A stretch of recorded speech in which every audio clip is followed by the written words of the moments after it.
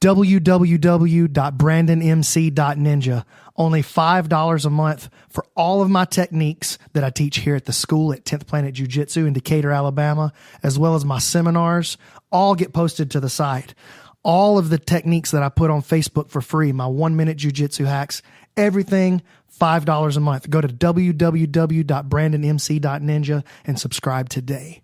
Bmac's audio adventure is brought to you also by Fight Chicks.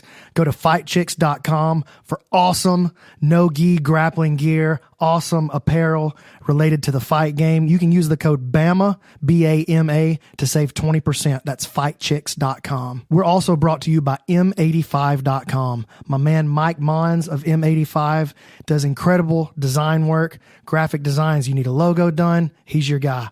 You need t-shirts done, that's your guy. You need some work on your website, I bet he can do that too, but I just made it up. It's M85.com, and if you want to buy some of the t-shirts and rash guards that he's designed, you can use the code BMAC20 to save 20% off of your entire purchase. It's M85. You got to spell it MEIGHTYFIVE.com. BMAC20, 20%. We're also brought to you by Datsusara. Datsusara, in my opinion, makes absolutely the best grappling gear on the planet. 100% hemp. You want a gi? Got you. You need a belt? Got you. What about some shorts? Wearing them right now. Datsusara, it's dsgear.com. And if you use the code 10th Planet Decatur, you're going to save 5% off your entire purchase. dsgear.com. My man Chris is going to set you up. Ladies and gentlemen, welcome to Bmac's audio adventure. This is the next episode. I already have lost track of how many we've done. So last week we had the fight cast with me and Skaff and Cole. Well, at least the first night we did. And then Cole wussed out, faked sick so he could leave because he hated you so much. I think it was more because he didn't understand what was going on in the jiu-jitsu part. I think he was lost. He's such a white belt. Cole, please don't hurt me. I was just JK, kidding. bro. JK. We are joined on this fine and wonderful evening here in Decatur, Alabama, by the lovely and gracious, the always honorable Matt Skaff. My man. What's up, dude? Matt Skaff. Mike Carpenter, down from Ann Arbor, Michigan, to hang out with us. And the legendary, I'm super excited about this. Mike, whatever. Skaff, me. But this excites me. This man is a legend. Would you use the word infamous? Yep. Like Al Capone, but a dork. I was thinking about how to describe Barncat, and I'm not going to use that. But it's along the right lines, though. Yes. It's hard to describe people. Ladies and gentlemen, Brian... No, we're never going to tell you his real name. His name's Barncat. That's it. Is that okay? I feel like that is my name now. Nobody knows your real... Even, look, your last name, I'll go back and forth on how I pronounce it. Yeah. So, I kind of like that. That way I know if somebody's a telemarketer when they call. You're like a man of mystery. Oh, yeah. As a man of many mysteries. Only a few people know how to pronounce my name. So the instructor at 10th Planet Jiu Jitsu in Beaumont, Texas, in the Houston area. And the man who inspired me to make sure that I had the largest mat space. I had to beat you for the largest mat space because your gym is huge and beautiful. And doing pretty well, looks like, too. Barncat was dropping some knowledge on how to run Facebook ads on fitness kickboxing last night. I was sleepy. I was trying to leave, but then he started giving me like scientific knowledge on how to properly run a Facebook ad. And I was like, I just couldn't leave. I was falling asleep while he was talking, and I couldn't quit listening. He was telling me, we talked on the phone the other day, him and one of his guys, and he was telling me the numbers his ads get. And I was like, dude. I know. That's why I couldn't quit listening, because yeah. I started hearing the money talking to me at the end. I was like, okay, you're going to run me a fitness kickboxing ad this week. It's all part of a long game to keep you up early, so today I'll perform better in jiu-jitsu. Did it work? I mean, I might have done better. It's tough to say. Don't have enough data. So what are you guys doing here? Tell me, or I know what you're doing here. Tell everybody why you're in Decatur, Alabama. You know what I'm doing here? I don't know what I'm doing here. Yeah, I'm just down here because I love Brandon and I like training with him. Thanks, Mike. Mike wrestled. I'll let him tell you a little bit more about his story as we go, but Mike is a beast. So, got a big wrestling background, new purple belt in Jiu Jitsu, just won the IBJJF Nationals at Blue Belt, and that was your last tournament at Blue. It's kind of undeniable after like the smashing he's been putting down on the Blue Belt level. I think Adlai, his coach Adlai Cleveland, just his hands were tied. I don't think he wanted to give you a ring, but I don't think he had no choice. So we're really glad you're here, man. I've loved training with you. Always one of my favorite training sessions every time I get to see it. I'll tell you something that I don't like about Mike. This is what I hate about Mike. The first time that I rolled with him was I was teaching a seminar in Louisville, Kentucky. You were there, Matt Skaff. I was injured. Yeah, But I was there. You were there, and Mike snuck in on me and tapped me in front of everybody when he was a blue belt. He armbarred me in front of everybody, and I was very butthurt about that. And I'll never forgive you, Mike. And I was thinking about actually killing you later this week. So We were driving back, and Brandon was I could tell there was something wrong. And I hadn't been there. I was coming off shoulder surgery, and I went up there because I'm from Louisville, so I went to see some friends. And I just remember Brandon his mood had definitely changed from Saturday to Sunday on the way back. And I was like, man, and he just kept kind of muttering to himself in the back. He's like, man, I can't believe a blue belt just happened. And I was like, what was that, Brandon? What was that? And he was like, man. He's like, dude, this blue belt there, Mike, like he wrestled and stuff. I know he's supposed to be good, but he armbarred me. That wasn't supposed to happen. That wasn't a part. And I just remember, because like we always talk all the time, like don't have ego. Everybody always says that, don't have ego when you train. I'm like, you know how many people actually don't have ego when they train? Zero. Exactly. You know, and especially when you're rolling with somebody new, and especially when they're a lower belt than you. no, it's hard. You know, so yeah, Mike, you made Brandon feel bad for about 2 weeks. Yeah, I feel pretty good about that. You should. It doesn't happen too much. So. Yeah, now Brandon's trying to brainwash me with this jiu-jitsu crap. You should just it go doesn't back. work. I Go should just back wrestle to everybody. wrestling. Go back to wrestling. But yeah, you've been killing it in competition, man. So give us a little about your background. So look, if you're listening or you're watching on Facebook, we're going to go deep into grappling. Like, if you don't like jiu-jitsu or you don't like to talk about combat sports, this one is not going to be for you probably. So just we'll see you on the other side. Maybe we'll have somebody fun on for you later, but we're going to dork it up tonight. You can just mute and watch me if that's in your thing. I don't know. If that is your thing, I'm going to ask you to unsubscribe and Yeah, never there's message something wrong me with you. again. Yeah. So tell everybody a little bit about, I guess, your background, your history as a wrestler, and then how you ended up as a purple belt in jiu-jitsu, about that story. Okay. Yeah, I started wrestling when I was 10 years old, and Why? why? Well, I tried wrestling when I was 6 years old, and my twin brother and I tried it out because my dad wrestled in college. And Where did your dad wrestle? He wrestled at St. Cloud State in Which Minnesota. is in Minnesota. Okay. Yep. You're from Montana. Like, you're originally from Montana. I was born in Texas, and I tried wrestling there. Hated it. It was not for me. And my brother and I, we came up with every excuse possible to not go to wrestling practice when we were 6 years old, and then we moved to Montana and found like a cool little wrestling club there and started training there, and from there it was I remember my brother won 2 matches his first year, and it was against the same kid, and I did a little better just because I was a little bigger and stronger at that point for a 6-year-old. And then I think around 6th grade I started focusing almost 100% on wrestling, and then freshman year in high school I quit every other sport and just wrestled full time.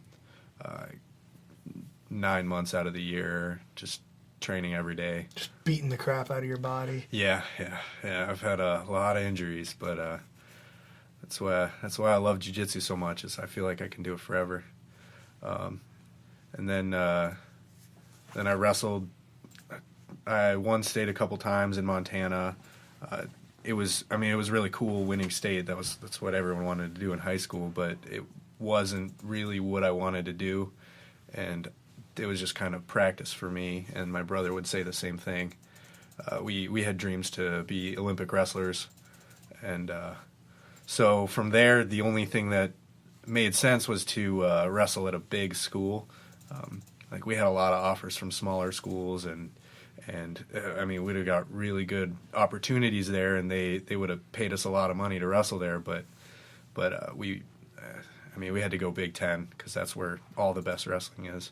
So we signed with Michigan and trained there. And my brother, our senior year in high school, he tore everything in his shoulder. So. Yeah, you were telling me about that earlier, about how Yeah. it was just hanging by nothing but the muscle. Yeah. So He wrestled. tell about that. Oh, well, first I'll lead with my junior year. I broke a bone in my hand really bad, and my finger was turned backwards, and this was like a week before the state tournament. And I was able to get in and get surgery on it like a day later. It was amazing luck that the guy was free that day. But I got some pins thrown in my hand and turned around, and I wrestled at the state qualifiers that weekend, and that was the first After time you just had surgery. that was the first time I had wrestled live. I didn't even warm up or anything with wrestling because I didn't want to hurt myself, and I went out there and I had a rough time at qualifiers. Like I barely beat everybody, but then the next weekend at state I pinned everybody. And so I think You pinned everybody all the way to the title? yeah, That's sick. yeah. And then so I think the year after that, my brother had to show me up and tear everything in his shoulder.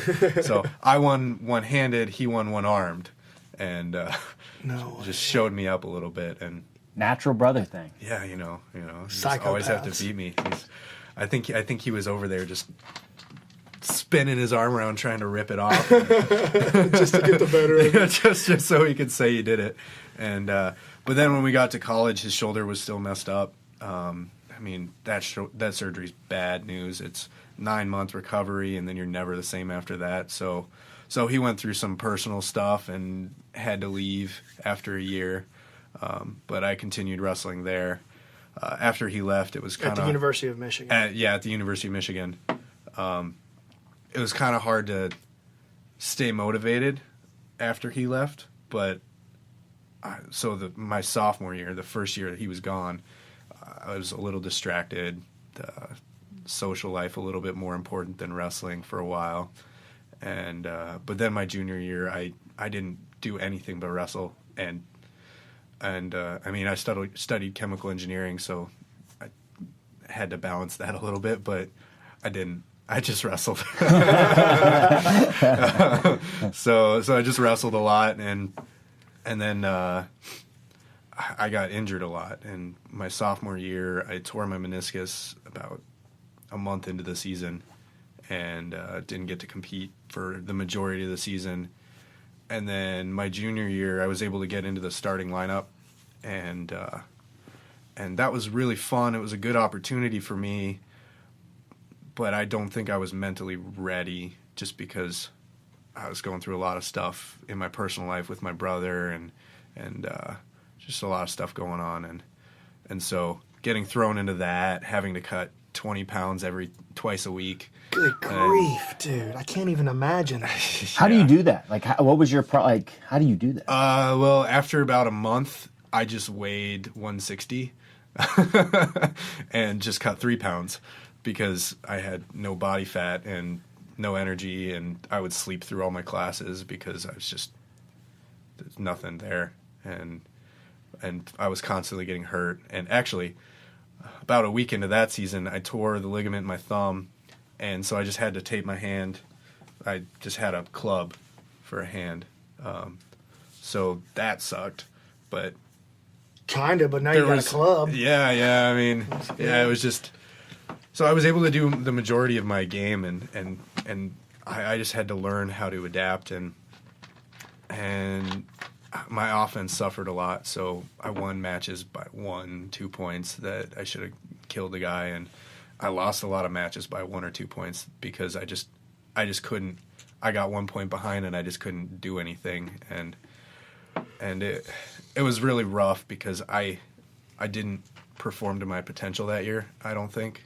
In my opinion, I had close matches with a lot of really good guys, some All-Americans, and I think if I had not necessarily been healthy, but just all around mentally, physically feeling better, maybe if I wasn't cutting so much, I don't know. Everybody was doing it though, so I can't use that as an excuse. I think I might have done better, but then I had some stuff going on my senior year, so I didn't wrestle much, and then my 5th year, I didn't wrestle at all. I quit the team and focused on engineering, and that was interesting because all of a sudden I had a 4.0. When it's supposed to be at its most difficult. Yeah. It was like, oh no, wrestling was what made me have bad grades, not engineering. Yeah. But even like my senior year, I worked 3 jobs and engineering, and that was nothing. It wasn't time that was the issue. It was the energy. It was. Did you come to hate wrestling? Like, did you get burned out? I didn't enjoy it as much as I wanted to anymore, and that's just was terrible because it was always my dream to wrestle in the Olympics, and even when I was wrestling, I loved it. But then as soon as I would leave practice, I'd be like, I hate wrestling. And while I was there, I was like, this is great. But I'd go home, I'd get home at 7 p.m. and instead of doing my homework, I'd just go to bed. And then I'd get up at 5 a.m. so we could go do sprints at 6 in the morning and go run stair sprints in the big house and run just work out every day, twice a day. And by the end of the season, I mean, you could see it in our performance. Everybody on the team, people were getting hurt at the end of the season. I mean, there was never a season where we didn't have a guy have shoulder surgery when I was there. It was insane. Grief. Yeah, and we had several guys tear meniscus. It just our bodies were worn down. Like we'd go through a really ridiculously tough practice, and we'd be like, "All right, we're good," and then like, oh, well, now we have more conditioning, actually. We're not done. and so you get home, you'd have a ton of homework to do, and just go to bed because you couldn't eat. I mean, I ate, obviously, otherwise I wouldn't have survived, but couldn't eat enough. I was at a calorie deficit every single day during the season. And so I just slept a lot, and I would do homework in class because that was the only time I was there to do it. So you dropped out of wrestling during your 5th year. Yeah. Right? You ended up, what happens next? So wrestling's not on the plate anymore. Like, at that point, do you feel, so you hated it, you had learned to hate it, even though you loved it. I get that. I understand that. But did that throw you into a funk, or did that kind of propel you into... Well, to be honest, that was the first time I really had a chance to really think about the fact that my brother wasn't there anymore. Now I wasn't going to wrestle in the Olympics anymore. That was when my brother left, we lived together for 18 years, and then we went to college, and we didn't want to be roommates because we wanted to meet new people. But then once he was gone, I just went deep into wrestling, and all I did was wrestle, and I didn't care about anything else. And then once I stopped, it was like the 2 things that I cared about most in my life were gone. This giant void. Just a huge void. And I was working 3 jobs. I was delving into chemical engineering. I was doing everything I could, but nothing would do it for me. Just anything you could do to keep yourself busy. Anything, because as soon as I got home, I just got severely depressed, and I just I didn't work out for over a year at all. I didn't pick up a weight. I didn't go for a run. I gained like 25 pounds and I just didn't feel good about myself. And while I was going through that, I got a girlfriend and so I worked even less because I was like, oh, I have that going for me now, so I don't need to do anything. So I got a girl, and life was good. It was but it's normal. It was normal. It was You're not the kind of man who likes normal. No, it was I was going a little crazy, and I got really big into video games, and just I would play for like 15 hours a day, and like and I would stay up all night, and I worked at a bar as a bouncer, so I like when I wasn't working there, I could stay up all night and that was my sleep schedule, and so I almost quit my job a few times because I couldn't get up in the morning and go to work, and so it was a bad time. But then, even though on the surface, oh yeah, everybody thought I was great and everything was good, and it was just I had no passion in my life, and the people around me had no passion. Everyone was really boring to me, and all these guys are like, oh yeah, going to engineering is great, and they're like solving these problems, and they're like, this is amazing. I'm like, this is stupid.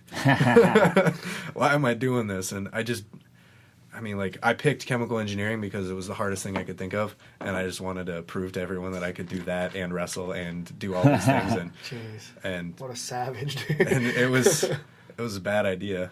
Well, I have a very similar experience to you because I thought I was going to play professional soccer. Oh yeah, I thought I was going to play professional soccer. All I did was train soccer in high school. I didn't go to most of the parties, anything. All I did was play soccer year round. And bad injury, couldn't play really. And I had the exact same experience. When you say that, I have flashbacks. I'm like, dude, that's exactly how I felt. I got super depressed. Nobody would know. I started drinking, partying a lot. Yeah. That was my void, And so I guess my question to you is, what was worse, Kind of that sense that your dream's not going to happen. You're not going to make the Olympics. Because mine was, I'm not going to play professionally. This is the end. Or just losing the love for it. Being someplace, being at your comfort zone, this place that you're supposed to love, and kind of when you get done, you're like, dude, I don't want to be here anymore.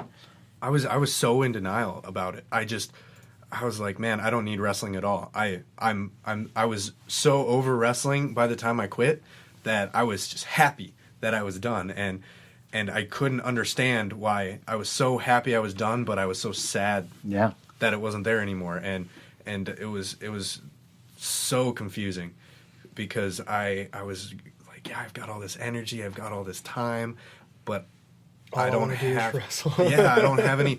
I didn't want to wrestle. That's the thing. I convinced myself that I absolutely hated wrestling and would never wrestle again. Do you think that was a lot? Because I always look back at because I hated soccer. I remember one of my friends was trying to get me to play on he was trying to get me to play in a co-ed league just for in college. Yeah. And I remember almost fighting him because I was like, nah, man, I don't want to play. And he's like, dude, look, we'll just have fun, we'll go.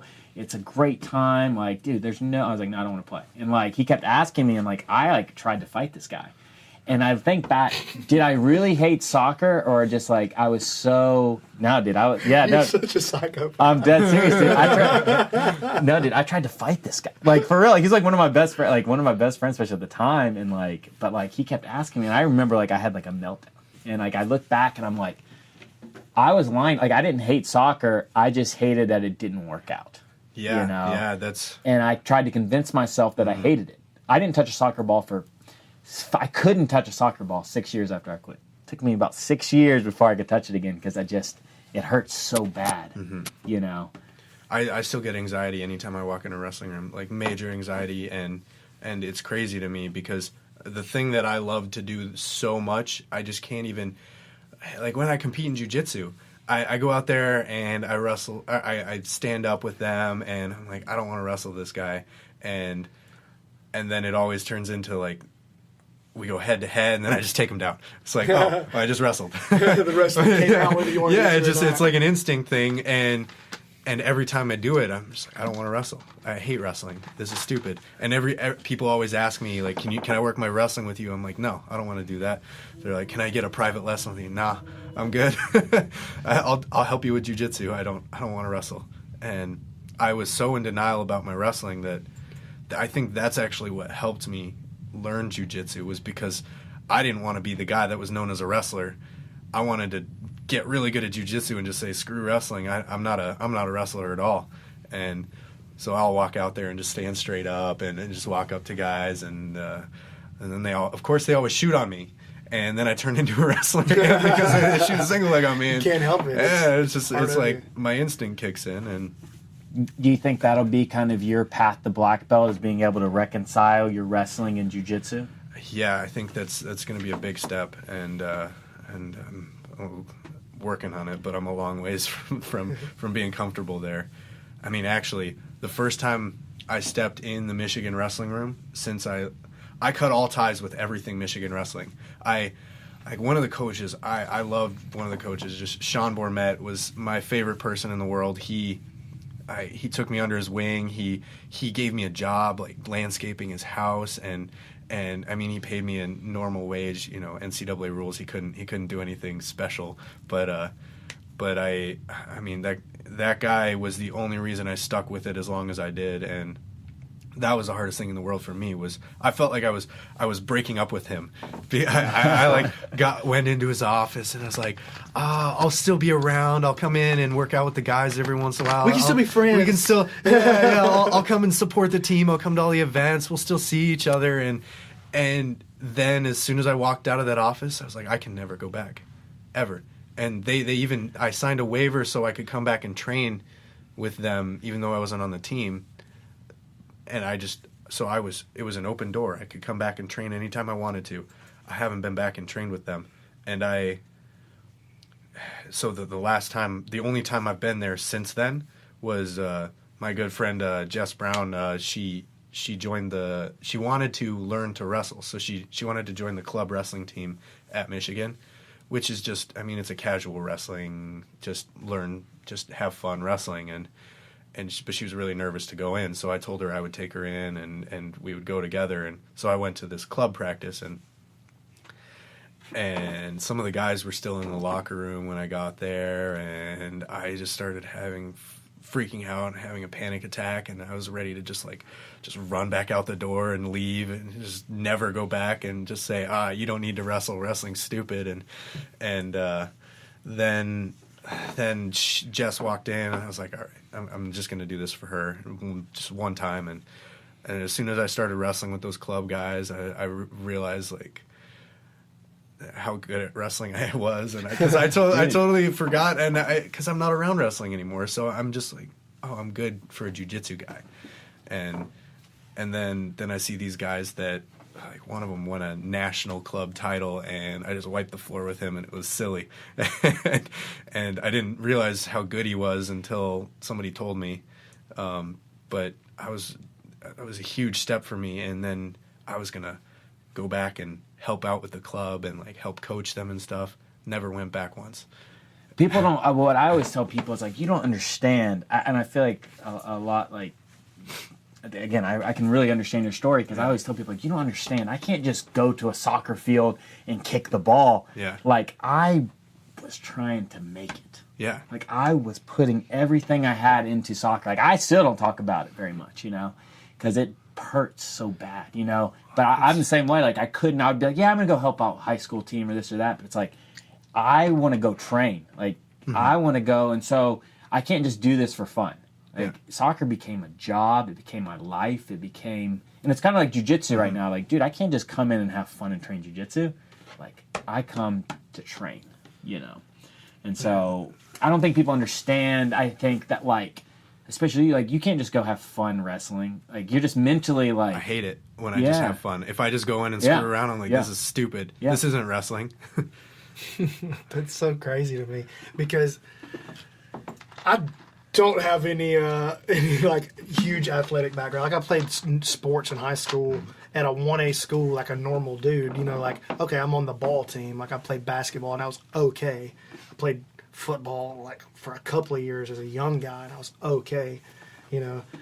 But like the idea that I loved basketball. It was a dream to play professional basketball or to play at the college level, but that wasn't going to happen. You know what I mean? 5'8" white kid from Speake, Alabama is not playing at Duke. You know what I'm saying? I wasn't going to Duke. That wasn't even good for a 5'8" white kid. I was just like, you know. So, like, to hear that kind of experience that you guys have with athletics, that's what everybody thinks they want.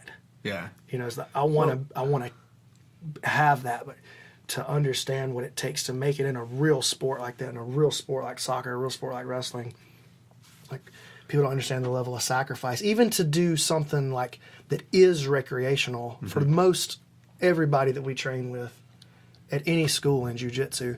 It's recreational or it's health related or self-defense related for almost everyone, right? And even to make it in that sport is a tremendous amount of sacrifice. And so for me, when I train Jiu Jitsu, I just train, generally speaking, I just train because I like it. Yeah. Now, I'm a bit of a sociopath as well. You're more than a bit. You're a crazy person. Yeah. But You competed with a broken neck. The best I did analogy compete with a broken neck. Yes, that's true. the best analogy I can make with like how it is, I mean, I've never been married, but I feel like it's like being married to someone that demands all of your time every single day, and I mean, you're totally in love. I was married to wrestling. I wanted my entire life to be wrestling. I wanted it to be forever. I wanted to wrestle in the Olympics. It was my life, and then I felt like I got dumped by the wrestling. And you know, when you get dumped from a serious relationship, you're like, oh, screw that. I hate them. I never want to see them again. Anytime you see them, you just tear up a little bit. You get anxiety, and you're like, "Oh, I want you back," and like, and then you're just in denial. You're like, "I hate them. I never loved it. I never want to see wrestling again. I never want to step on it." You start lying to yourself. You start making up excuses, and it's like being. I mean, I wrestled for like 15 years before I stopped, so it was like being married for 15 years. And then it's not there anymore. Do you think that's a strength or a weakness? Because I always ask myself, Matt, is this obsession that you get with these things, is it a strength or a weakness? Because I'll feel that way with jiu-jitsu. I'll tell Brandon all the time, like, dude, I think I'm going crazy. Like, no, like, for real. He like, really says that a lot. Like, I'll be like, dude, like, yeah. Because, like, dude, like, people are like, what do you do for fun? I'm like, dude, I don't do, like, I don't do anything. They'll be like, no, like, you're a handsome fella. Like, you must have, like, no, well, hold on. Nobody's ever said that. No, a lot of people said that. I mean, in Decatur, maybe. Look, man, bring me to University of Michigan. You stay here as long as you want. Keep talking that way. But it's, man, like, I'll go, and especially when I get injured, I'll freak out. Yeah. I'll legitimately have freak out. Do you think that's a strength or a weakness? I think it can be both. You can't just say this makes me stronger or this makes me weaker. It's the reason you're so competitive, the reason I'm so competitive, the reason I get better so fast is because I have these obsessive tendencies. But it's also why, I get addicted to everything. Anything I do that I enjoy, all of a sudden becomes an obsession. That's why I had a major problem with video games, was because it gave me that adrenaline rush, and I was just like, I'm gonna be really good at this. I started playing like competitively, and I was like, I'm gonna make it in video games, and then once I stopped completely. I haven't touched them in a couple of years. At all. I mean, actually, that's a lie. I just played at Brandon's house the other day.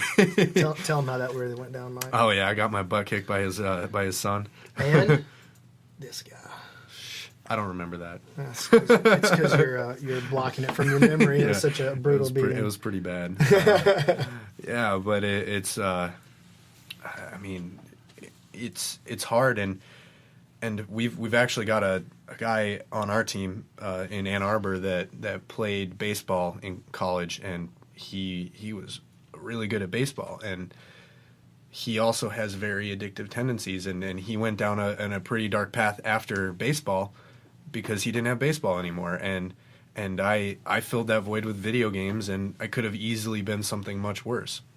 But now that I've got jiu-jitsu and I'm filling it with jiu-jitsu, I feel like it's very, very healthy in a way. But I mean, I've got a career in chemical engineering right now. I've got a really good job that I actually enjoy my job, but I'm never going to enjoy something as much as I enjoy jiu-jitsu. So it's weird to me to balance that. It's like, why would I balance this? Jiu-jitsu is so much better. You know, my buddy Casey, you know Casey Halstead. Yeah, We were actually hanging out in Vegas at his school together and training together. He says that he doesn't believe in balance. Yeah. That balance is for normies. He uses the word normies to talk about people who don't train, like who don't understand that kind of thinking. He's like, balance is for normal people. We don't want to be balanced. We want to go in as hard as we can on what we love. And on some level, I think that's absolutely right. And on some level, I think it's absolutely wrong. Like, I believe definitely in balance, but I don't believe in being balanced in every direction. Mm-hmm. You know, I believe in understanding, you know, that I love this, but I got to have a little space for me also. Mm-hmm. Or both those things have to be true at the same time for me, you know. And I guess I've been lucky in a lot of ways that I do have, like, obsessive tendencies, but I usually can compartmentalize a little bit, you know, to where it doesn't, like, take over every single thing in my life. I would go ahead and say that I think that there's certain type of people, there's different types of mindsets, and there's a lot of, I think probably all of us are mainly leaning to the obsessive mindset. For sure. Even though I'm in most ways the polar opposite of the hardcore sports guys, like these two guys. Never saw it coming. But in terms of like being obsessed and stuff, and like I don't do very many things, and when I do something, like I do that all in. So I think all of us are kind of on the same page there. So I think that mindset tends to produce the world champions, but not everybody in that mindset makes the world champions. For sure. So that mindset produces the complete and utter disasters and the world champions, and nobody in between. So, like, there's other people that would have played soccer and enjoyed it their whole life. And, like, brought their kids to play soccer, and soccer would have been a highly positive force in their life their whole life. They would have had zero shot at anything, though. But they didn't care. So that's a different mindset. You know what I'm talking about? So, like, to say that the obsessive mindset is better than the other one, I don't know. But it's better for being a pro soccer player, I think.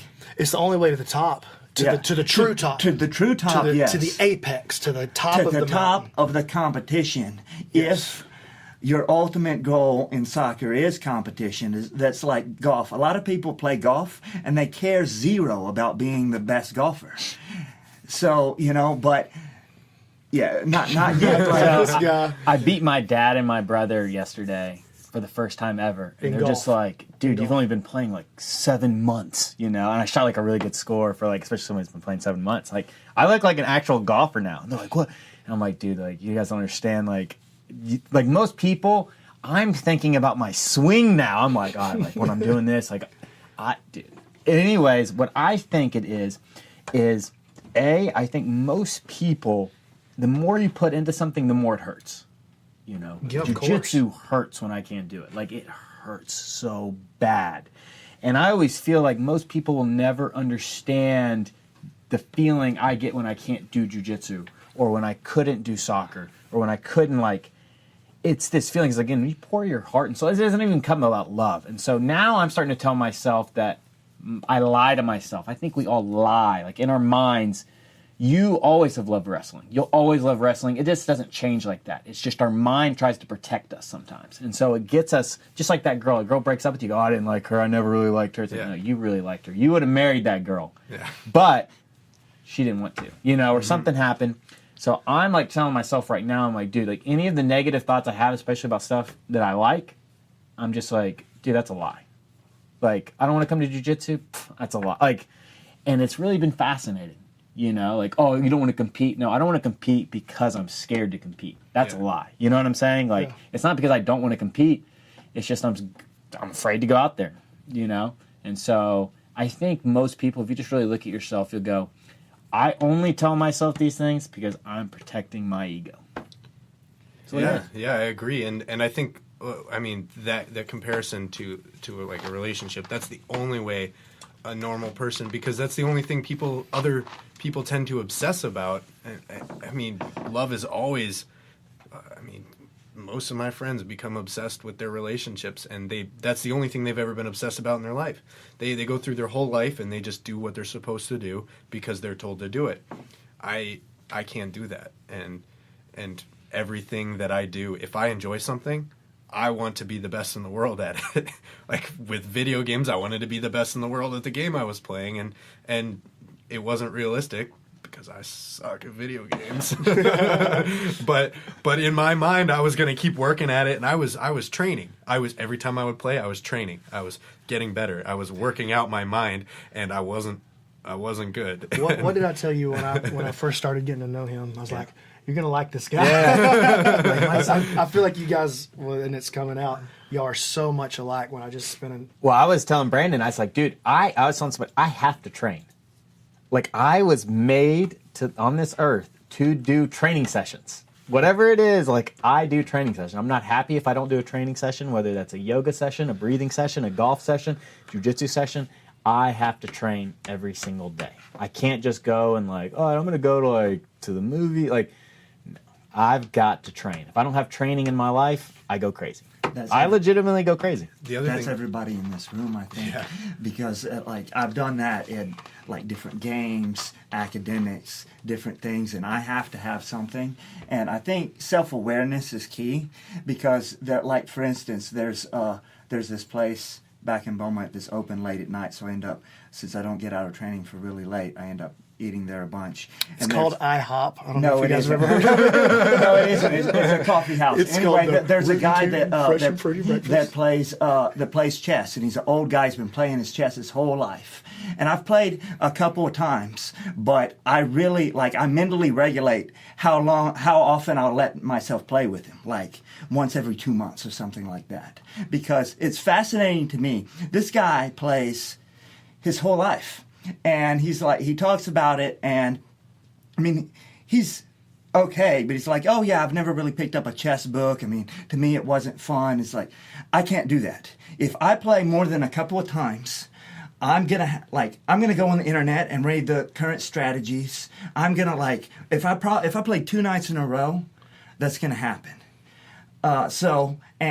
He's like, you're too good to be whatever. You're probably 1600. You're probably I know a little bit of chess. I'm not that good, but I would be all in on it if I did it too much. So it's it's not just a love. It's I think you're partially onto it. I think we love everything. That's the problem. So, and we can't spread it out. We're going to do something and we're going to do it all in. Like you're talking about on golf, I would have called that. So, because I know you a little bit and I know that you're not going to go play golf with your dad and have fun with your dad.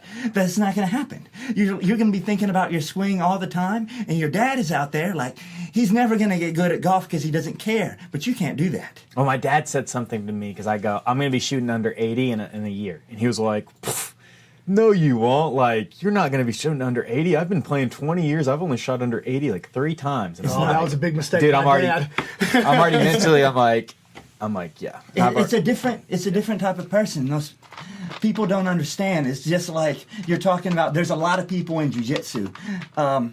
Riley Bodycomb in Sambo, he used to tell us that about takedowns, because a lot of jiu-jitsu guys is okay, well, if you're up against a wrestler, you pull guard. It's he said, wait. Wrestling doesn't mean you're good. How many people you know in jiu-jitsu? It's most people that do jiu-jitsu suck at jiu-jitsu, right? Okay. So most people that do wrestling suck at wrestling. Agreed. So it's everything. Most people, your dad played golf for 20 years, but he was never really, he's not if you played golf for 20 years. So he could go all in, but most people don't. They do stuff and they don't. So You hear he did a season of wrestling, or even 4 seasons of wrestling. You do jiu-jitsu and you never wrestled, you could take him down. As long as it's not this guy. But you could take down most guys that did wrestling, like 95% of them, without wrestling. It was like wrestling at your school once a week. It's probably, you could get That's there. my experience, yeah. I've had that experience for sure. Yeah, and people are just, they hear that somebody's a wrestler and they automatically, you see it in MMA all the time. This guy's like, on his resume, he's a wrestling specialist, especially in amateur MMA, and they go out there and the guy's like afraid to engage, and he's keeping his distance, trying to stay back, and then he'll lose the fight because he's just afraid to engage. And then you find out that guy wrestled for a year in high school, and he's only says wrestling on his resume so because that will happen in the fight. well, and also because that's really the only thing he has experience in. He's really bad at everything else. So so maybe wrestling is the only thing that he has ever really trained in consistently. Yeah. And that's I see that all the time, and guys come up to me like, "Hey, I'm going against a wrestler in my fight. Can you help me train for the fight?" And then I work with them every single day, and then they go into the fight thinking the guy's going to be me. And I'm able to take them down in every sparring session, everything. And then they go out there and they're like, okay, well, I'm probably going to get taken down. So what am I going to do once I'm on the ground? And then they don't play. Then they don't play their game. They don't play their game. And then I watch the guy shoot a double leg, and it's the crappiest double leg I've ever seen. The guy is just vulnerable to all kinds of attacks, and they get taken down because they're expecting a D1 double leg, and it's not. It's a high school wrestler double leg, and people just.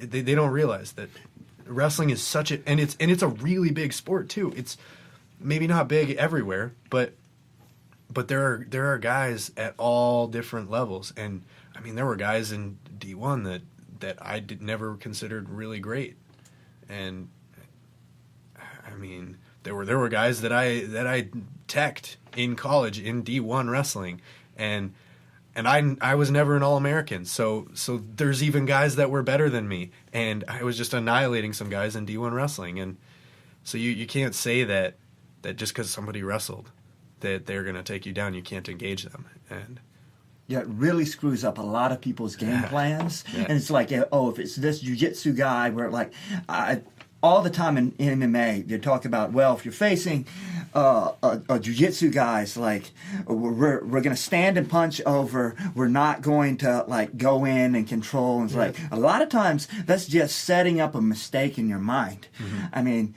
most people that do jiu-jitsu suck, and some people that are great at jiu-jitsu, it just goes all out the window in MMA anyway. Mm-hmm. So I wouldn't necessarily game plan. Unless you specifically know about your opponent, I wouldn't really game plan in that way.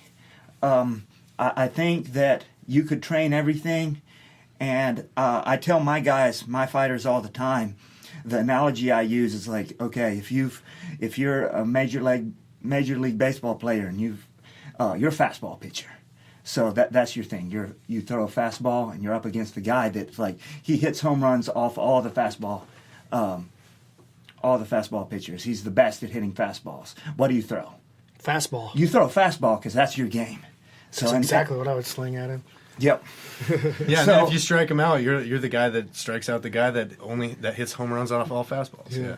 Well, if you throw a curveball, you're for sure gonna get because he's gonna So it's you've got to play your game. Mm-hmm. You can't upset I think that's most people's mistake at a variety of levels. You even see it at a high level. It's like you get over obsessed with the other person's game. Marcelo Garcia famously said about to say that he said, I'll watch the first couple of the first little bit of matches of opponents, maybe, and see if like they do something super crazy at the beginning and if they shit guard or whatever, and then he won't even watch his opponents. Yeah. Because he doesn't want to know. He just goes out there and does his thing.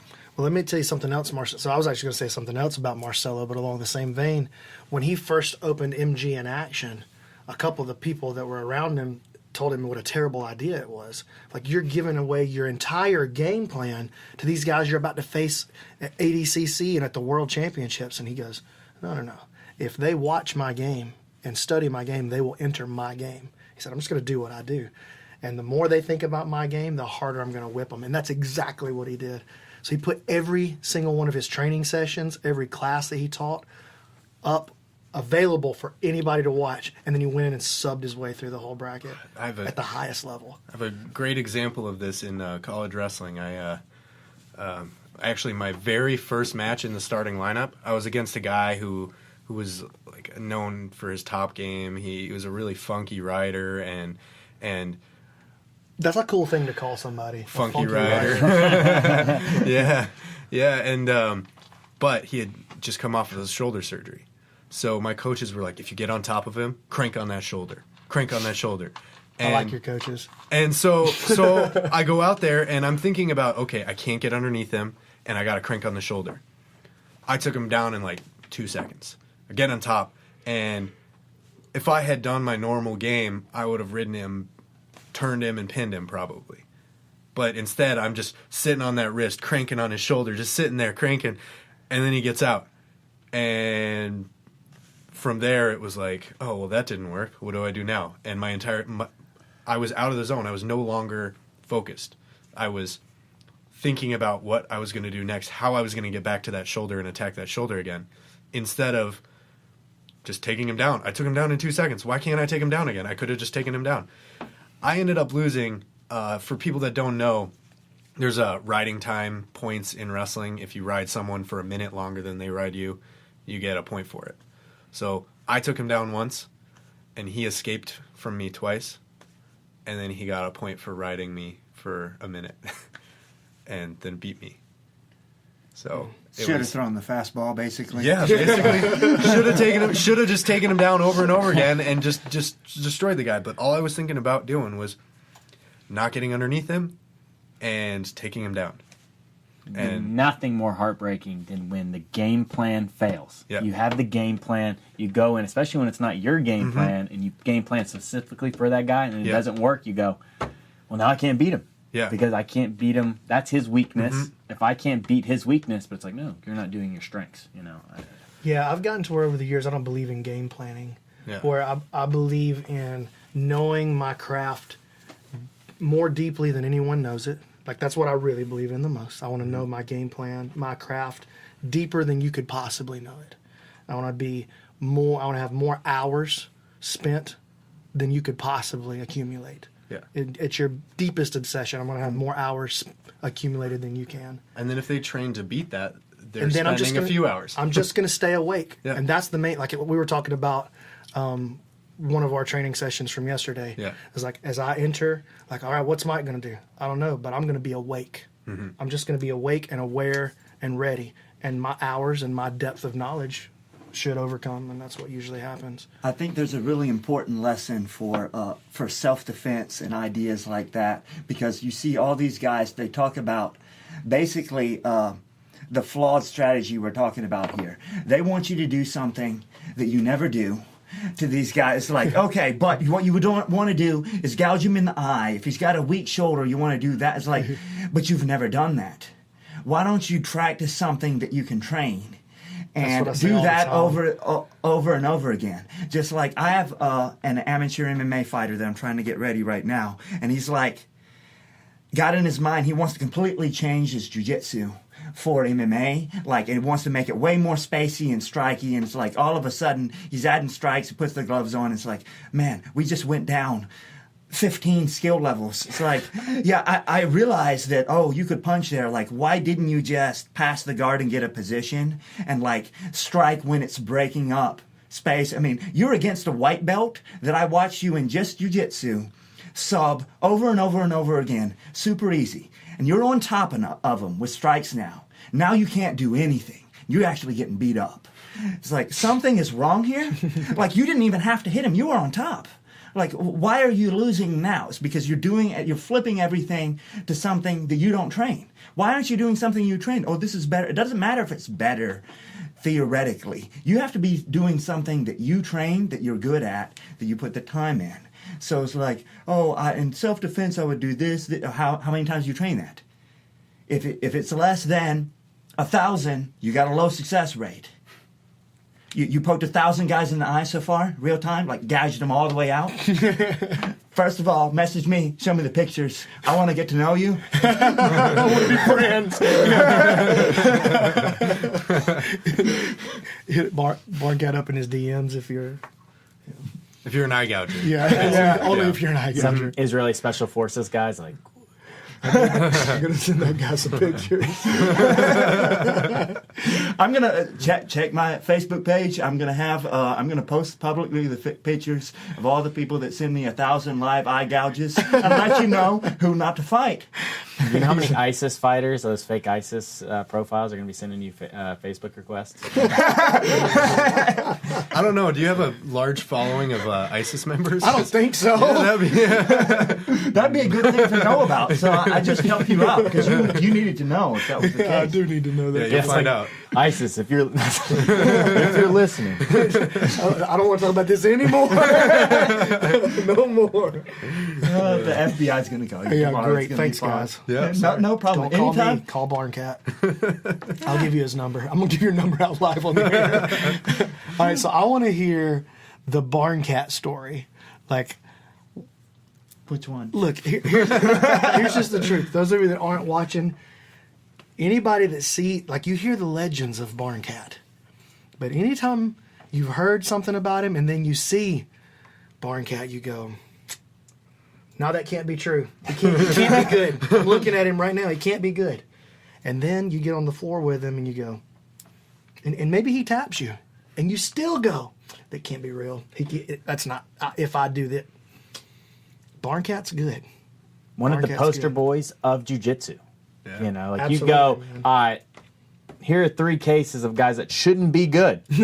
And yet, And yet, a testament to the power The of jiu-jitsu. training and the obsession, and I mean anybody can get good at something. I mean, maybe not anybody, but if you, Kinda, I kinda believe Anybody. I'm not going to tell the full story. One day I'll come back on your podcast. I'm just going to show you tell the abridged version that's depressing enough. Trust me, anybody can get at least as good as me because I got this good. And it's like there's no way I should even like. I feel like it's a little strenuous for me to be sitting here like in this chair that long on your podcast. So I feel like if I can do jiu-jitsu, you probably can too. Well, let's go. Break it down. So the super abridged version is unlike these guys. I said I was the polar opposite. I never did any sports. I had. Basically, I'll go into it a little bit. I was diagnosed with a disability. I had motor skill disorder, and like I went to a doctor about it, whatever. And anyway, that happened earlier, and it's one of those almost self-fulfilling prophecy things because, yeah, I had problems, and then I didn't do anything physical ever because I was bad at it, and then I knew I was always going to be bad at it, so I never did anything, and the best way to really be really terrible at something is never ever do it. So then I have that going for me on top of everything else, and it's just like I kind of... In school was really isolated because once again I had this personality. I'm gonna go all in on stuff, so I'm gonna go all in on like academics and stuff that's super uncool and like ruin the curve and like be on the school marquee for something like scenario writing, like stay away from that guy. If you want to spend time with that guy, please put him in the toilet or something. You'll be a hero. Everybody hates that guy. And like I was real depressed in school, and it probably took me almost a decade of my adult life to kind of get over it, and jiu-jitsu helped me with that. I wouldn't say I'm entirely over it, but it's like I shouldn't have been able to do anything. I was 114 pounds my first tournament, so not when I started training, and I was 20 or so, something like that. So I was an adult. I was my same height. I remember I wasn't at a very good school when I started. There was not much available to me. And I remember, so a lot of people have the story, their first day of jiu-jitsu, they got like tapped by a girl, but the girl was really good. So mine, like, she was the first day, and like, she just out-muscled me. So that happened multiple times, and like, I could never beat anybody. It was probably a couple years before I like tapped somebody out, at least twice in a row. Probably took me a couple of years. My first month of training, I got a broken arm from the coach, who was a white belt. But, I mean, he never told anybody he was a white belt. But He told everybody he's a black belt, didn't well, he? he was a black belt at karate. So, and, you know, and he's real good at, like, explaining. So, he's a black belt at explaining. But,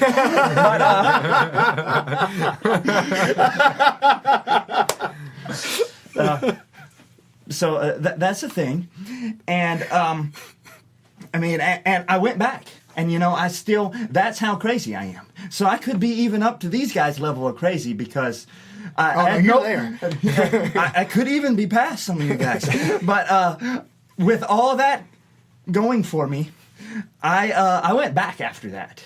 And, I mean, I was hurt a whole bunch of times and, like, with every disadvantage. And fast forward later, I found a way to tap a significant number of black belts in competition before getting my purple. And not because I was better than the black belt. I certainly wasn't black belt level. I went and found that this was like 2010 to 13, back before the leg lock thing. So I went and trained with some Sambo guys and some leg lockers. I got the leg locks before anybody did the leg locks. I was basically like, hey, I want to do this, and I don't have the physical attributes. Everybody like, well, at a certain level, everybody knows everything, so it's going to be the best attribute. And I'm like, okay, well, I'm going to go get the cheap win. So, which brings me to my 10th Planet family, too. So I'm going to get the leg locks here, and then the rubber guard here, and like, I'm not going to work like, when one of the first times I met Brandon, I told him, and he's like, oh, no, that's not true. And I was like, yeah, it's true. It's like, I told him, I'm not very good at jiu-jitsu.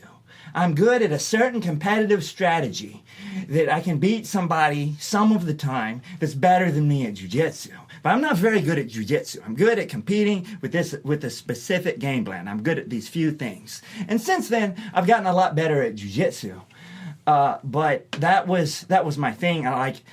I found a way, and just like Skaff is going to find a way to get a certain level really fast at golf. People are going to, you're going to find a way. I mean, I know that you were talking like, I'm not going to be whatever in basketball. I bet Brandon beats you in basketball, still. Now, not if you're in the NBA. But everybody else... Probably not if you play middle school. if you played in... I bet you, he says that. I bad. bet you if you played in high school that Brandon beats you. Unless you got accepted in college, I bet you Brandon beats you. Just because. And he doesn't have any of the physical attributes he needs to be good at basketball. And his ankles will probably explode while he beats you. Yeah, that's probably true. That may be the one true part of that. Definitely true. But like guys like that, if you're obsessed, you'll find a way. Mm-hmm. Yeah, and if you're a normal person, you'll find an excuse. Yeah. Oh, bro, with the That science. That wasn't bro science. That was science. Barncat, I feel like you're gonna need to come up with your own like Barncat Wednesdays and just drop some of these like some straight, really good quotes. Yeah, but look at how long I had to talk to come up with one little piece.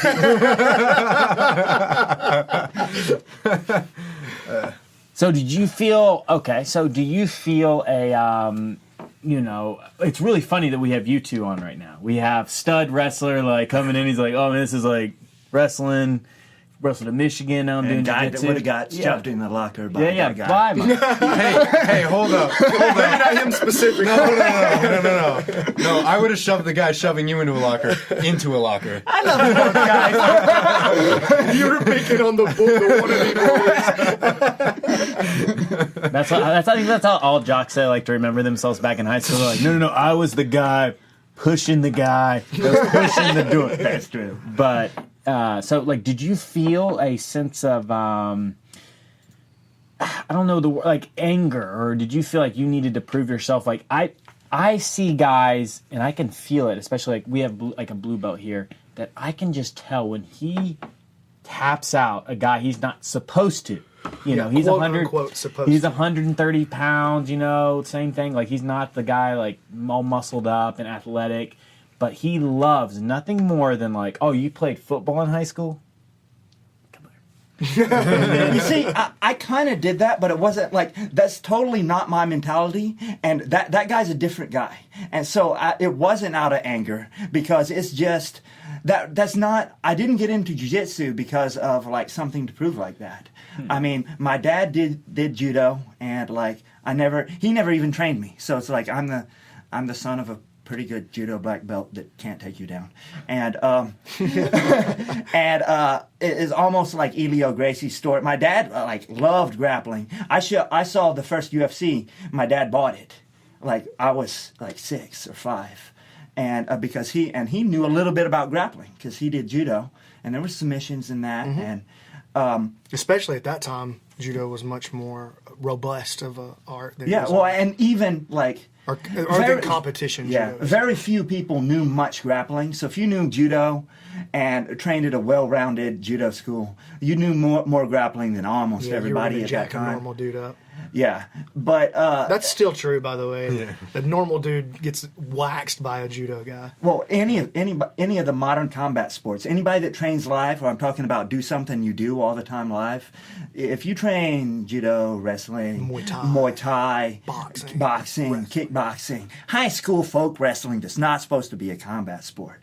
Any of that stuff, like, yeah, you probably, I'm going to expect you to win a fight against a normal guy. Even like, oh, you've got to cross-train. That's talking about winning the UFC or other guys that train. Yeah. You don't need to cross-train. Like, you can... all those individual arts have a couple disadvantages or bad habits. They're all going to jack somebody up. Mm-hmm. So, most of the time. But anyway, I did that thing where I completely got off track on what I was actually trying to say. That's okay. Go. But let's see. I was at Skaff, help me. I was just saying, you didn't have any, like, reason. You didn't have this sense of, like, I want to beat these guys. I, like, you know, this kind of revenge vendetta, you know. You're going and you're like, all right, this guy's...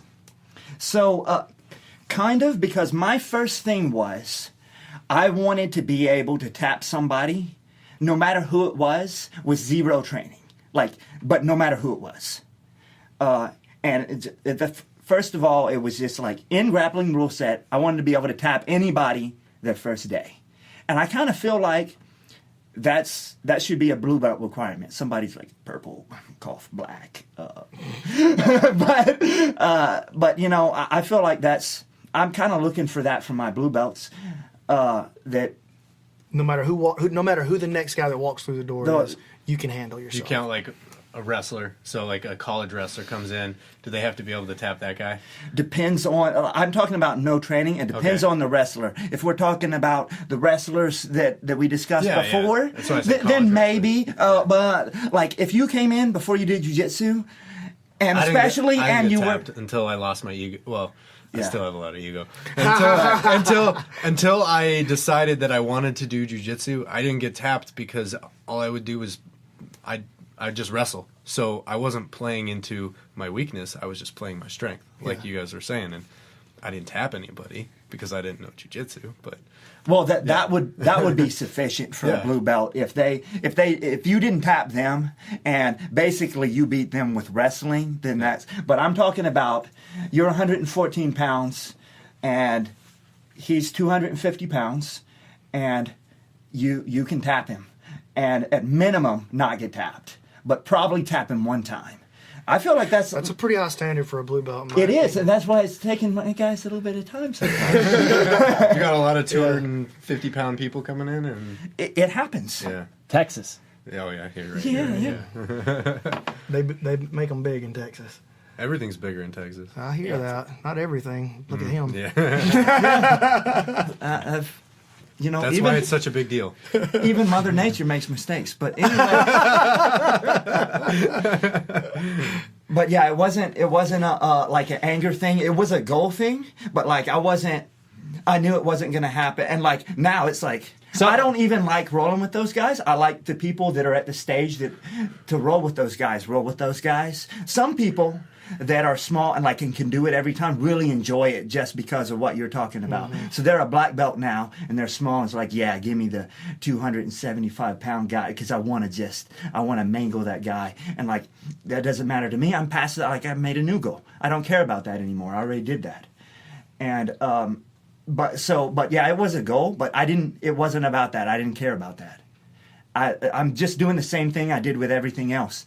If I was playing cards, if I was doing a academic activity, I was doing a little sports competition, whatever I did, I overdo everything. And like I've talked to friends about that, and it's like, why can't I beat you at whatever? And I told a friend of mine not too long ago, it's like that I played like a game with, that it's like, why can't I play? Like I was like, what? How many games did you play? Like, remember when I played this? I played one, I played one thing when I was playing that game. You played 15. It's like, of course I'm going to beat you.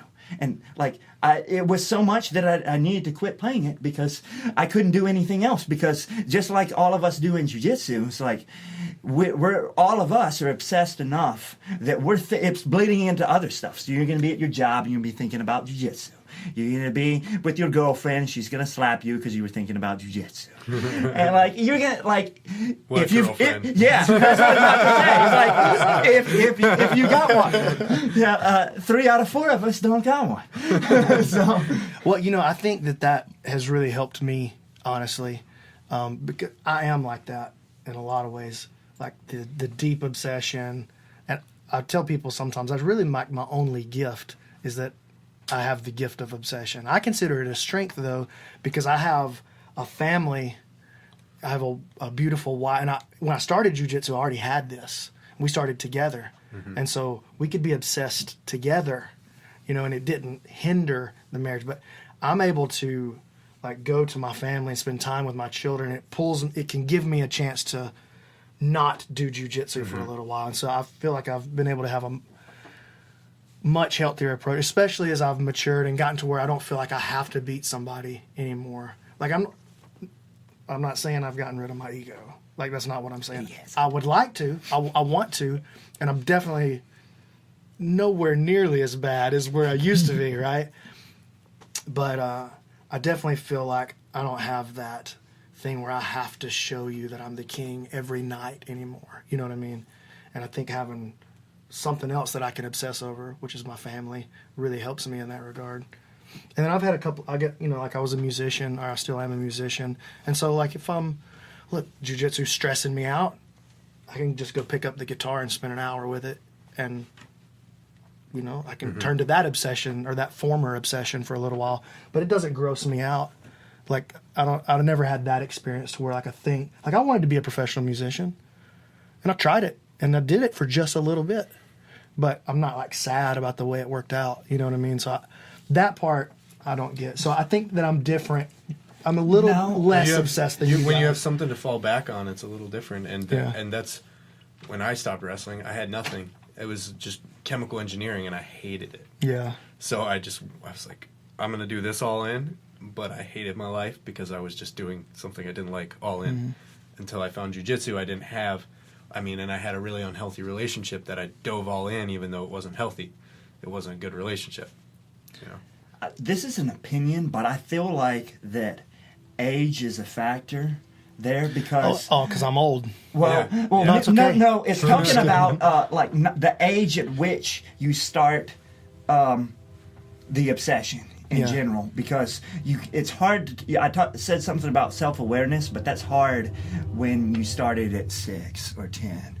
How many self-aware 6-year-olds do you really know? Yeah, that's a good point. So I feel like I can be okay because I'm self-aware, and when I start to I can be aware of what I'm doing and try to kind of temper it a little bit, and that makes a big difference.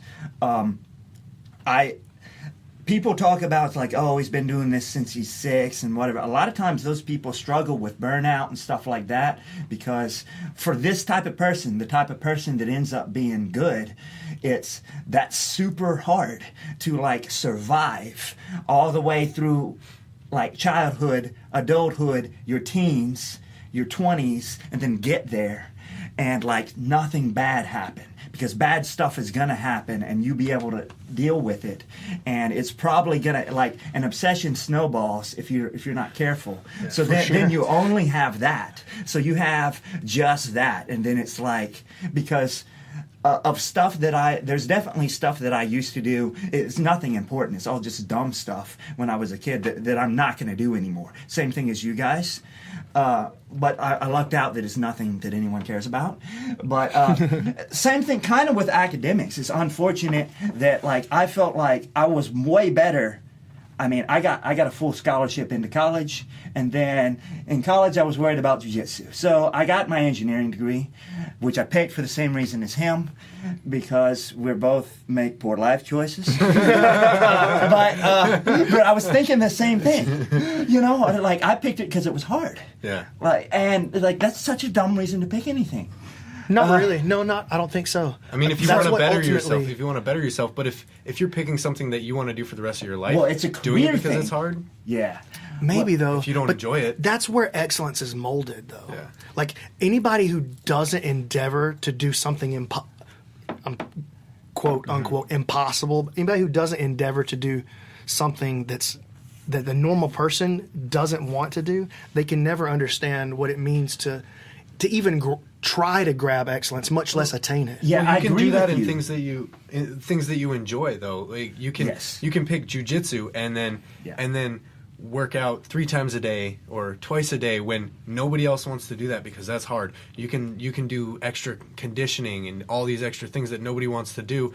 You're doing the hard thing, but you're doing something that you enjoy, that you want to spend your time doing. If you pick something just because it's hard, get trapped in, I have to spend the rest of my life doing this, even though I don't enjoy it, just because it's hard. Yeah. That's maybe for something small. Short term, that's fine. Doing something short term, like this is really hard, but if I accomplish it, it's going to feel great. But like doing engineering or something that this is going to be my career just because it's hard, I don't think that's a great decision. Yeah. Well, most people would well, my thing is most people would disagree with you. You know, again, I get offended when people are like, all you do is jiu-jitsu. I'm like, dude, you don't understand. Yeah. I know more about this one thing than you'll ever know about anything. And I feel confident in saying that because when I get in a group like with you guys, just talking, I feel at home. I feel like we connect. Yeah, I'm like, dude, these are my dudes, man. Like, I just met Mike. I think I met him one time, like in Louisville. I was like, hey, nice to meet you. Oh, you're talking about the time he armbarred me? Yeah, the time. That was the first time I heard his name. I didn't know. I was like, oh, this dude messed with Mission. But I'm like, dude, I understand this dude. That's when you really learn to love him. Yeah, no, I understand. Oh, he armbarred Brandon. I think I love him. He made Brandon sad, but I remember. But that's what I do every day when I wake up. I'm like, how can I make Brandon sad? Well, thanks. But on Rogan, they were talking about how human beings need struggle. You know, there are thousands of years, whether it was like, dude, there's this mastodon or there's this woolly mammoth, we got to take him down. We've been chasing this dude for 4 days. Our spears aren't penetrating his skin. We've got, they're not thinking about being sad. They're not thinking about, whatever their problems are. And that's what I realized, dude. I had like a crisis like 3 months ago because I, stupidly enough, thought like, I've made it in jiu-jitsu. Like, what do I do now? If I beat this next black belt, then what's there left? Like, I don't have anything left to do. So I like almost wanted to lose my match because I had gotten so content and I was like, dude, like my life's like just too easy, like, and all this stuff. And I realized like I need struggle. Hey, you gotta make 145. Hey, you've got to do this. Hey, you gotta go take an ice bath. Hey, you gotta go do something that's uncomfortable. I just need it. If I don't have that, I'm like, dude, I can't be happy. Like, for real, I can't be happy. I can't come in and just go, like we talked about. I can't go in like, oh, yeah, club soccer tonight. Let's just go be an average, like, club soccer dude. No, I need to go do suicides. Just go do suicides. Yeah. Who's going with me, So, I've been... That's where we're very different. I'm not. I've been, me too. Like, I hate working out, but I obsess in a different way. But see, this is where you and I are on the same page. These guys, they obsess over the physical and the training and the, and I'm speaking for you here, but that's the perception at least that I have. I obsess over the depth Yeah, me too. and the minutia and like almost the art of it. Well, I'm a musician. Like, I enjoy art. So what I tell people a lot of times is, what we do is a martial art. Mm-hmm. That's 2 words, and they couldn't be more opposite. Most of us are going to gravitate towards one or the other, either the martial or the art. Most people can understand martial because they've been in fights or they got beat when they were a kid or whatever, you know what I mean? Like, got picked on. Dude, that's a real thing. Yeah, I know. That's real. I mean, like, that's uncomfortable to say, but that's real. Yeah. Like, they understand martial. They understand war. Mm-hmm. They understand, and, not to the depth that they're going to need to in order to excel at martial arts. And then some people understand arts. And we all have, like, maybe you're 70 martial, 30 art. Like, you're about 95 martial, and you know what I mean? Like, I'm speaking for you again, but I'm the kind of dude I'm 95% art, and I had to learn to cultivate the martial. And Chris Herzog, when the first time he came to Decatur, and we got to roll together and spend some time, I was a blue belt, and he goes, Brandon, you learned jiu-jitsu like a retard. I was like, what are you talking about? He's like, somebody told you on your first day that you need to relax, and you're the only person I've ever seen who listened to them. He said, you've got to learn to be a warrior. And so I spent some time learning to be, but that didn't come naturally for me. That wasn't easy for me. It was easy to stick with it, even though it was hard. That I don't have any problem with. But to cultivate the martial side was it's something I still have to work on. Like, I still have to actively cultivate that. It's there now. I can turn it on, but it doesn't. I have to actively turn it on. That's kind of me too. Yeah. And then, like, I did that, and I'm kind of like, okay, now I got that little thing, and that can rest, and I'm going to go back. Yeah, let's go back to being an artsy fartsy dude. Yeah. But I really feel like kind of what I said, like, this certain mentality needs it, but no, I feel like this certain mentality is driven toward it, but I think Skaff is right that, like, kind of everybody needs it. So a quote that I stole from someone that I don't know who, and I apologize if it's yours, but it's choosing comfort inevitably leads to suffering. I really like that one. And I use that, like, every time I'm going to wuss out, it's like, okay. And I'm usually wussing out something on the martial side, or something like that. Of course. It's like, it's true definitely for me, because I'm going to feel way worse if I don't do it. So if I choose comfort, it's perfectly true for me. So if I choose the more comfortable thing at a crossroads like that, I always suffer, usually multiple times, in a very direct and indirect way, and probably bonus ways. Yeah. So, well, I think one of my big strengths as a martial artist is I know I can suffer more than you can. I can take it longer than you can take it. And that's a sick way to think. Yeah. But I know I can. And I'm willing to do it. You're the cockroach of jiu-jitsu, like I was telling you. He said that to me the other day. Yeah, I was like, dude, Brandon's gonna die on those mats, man. I've only ever heard terrible animal comparisons for Brandon. Like, he's the manatee of jiu-jitsu. He's a cockroach of jiu-jitsu. Like, he's all these horrible, cool, like, looking animals. And I never get cool animals. My name is now Barncat, which is pretty pathetic. Also. Slap it up here, son. So, little look inside my brain. Scary. Yeah. It's going to be a little bit crazy right now. All right, go. Since you said it, I've been obsessing over you're 95% martial and 5% art. And it reminds me of when we were at that training camp in Kentucky. Okay. Recently-ish. When I told you I was going to be doing an IBJJF tournament. And you're like, oh yeah, you'll win that with your wrestling. And then I just was like obsessed over that. I was like, no, I'm going to win that with jiu-jitsu. I'm going to submit everybody. And I started just constantly thinking about it and going a little crazy about it. Good. And started working my submissions, and I wouldn't wrestle anybody. I pull guard on everybody. I'm training for an IBJJF tournament, and I was ignoring my wrestling because I was like, I'm going to submit everybody. And I did, but when you said that, I'm like, no, I'm going to be art. I'm going to be the best at everything. I'm not going to be the best at just martial. I'm going to be the best at martial arts. And being 5%, that's not good. I don't want that. I want to Well, be. we're striving for balance, all of us. I know, and I understand it's not good for me to lean. I understand now. Yeah. It's not good for me to lean so hard. I want to be 100. 100. But there's only 100 to start with. You can't get an extra. No. You can't get extra. I'm gonna be 100% everything. You can't do it. All the water in the world is in this glass, and this glass is empty. How do I fill it? Only by pouring the water out of this one. That's why you're a psychopath. Well, I'll remember things. I remember the last big one that I just cannot stop thinking about this is I was rolling with Daniel O'Brien, for you guys listening. I was rolling with Daniel, and this is probably 6 months ago, and I thought I was doing pretty well. I was escaping a lot, and he just goes, "Man, you kind of move like a squirrel." And I was like, and I was so offended. But I didn't say, I was like, okay, and I thought about it. And now my whole goal, whenever I'm thinking about not moving like a squirrel.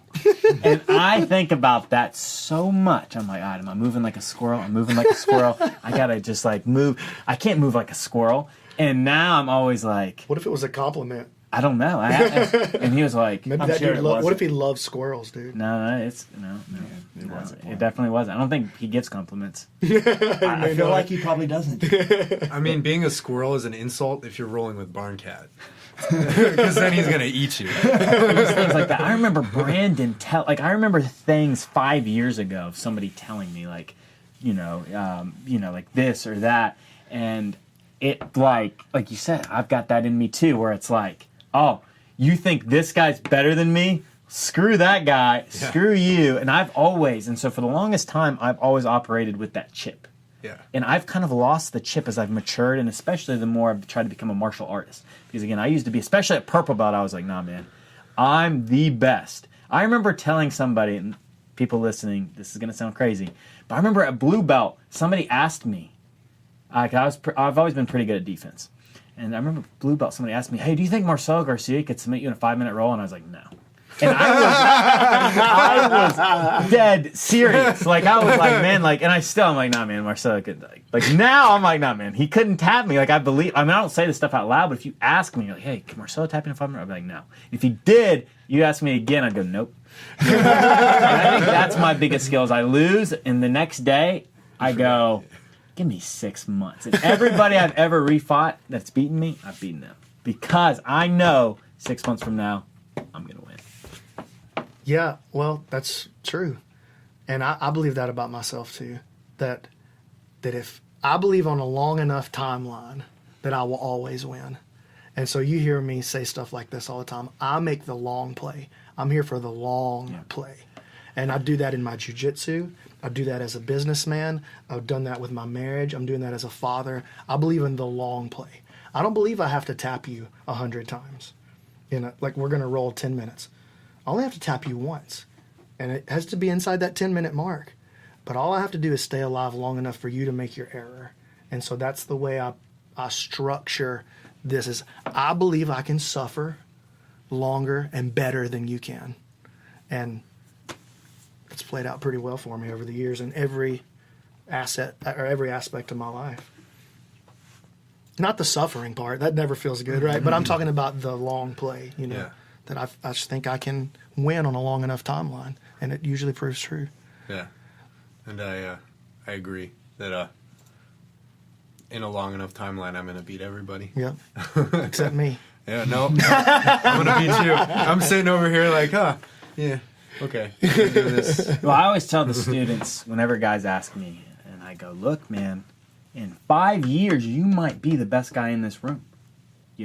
I always kind of laugh whenever you get the new guy and they're like 3 weeks in, dude, I'm going to do this the rest of my life. I'm going to do this, that. I can't wait to get my black belt one day. And I'm like, dude, you know how many times I've thought about quitting?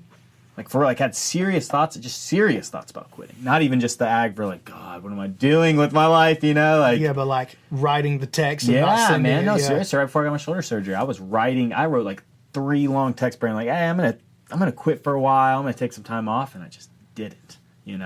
And you might quit tomorrow. I always tell the guy, I might quit tomorrow. You might quit tomorrow. You might quit tomorrow. You might quit. It's who's left. Who's going to be left? It's not who's good, it's who's left. Who's left, That's where I'm strong.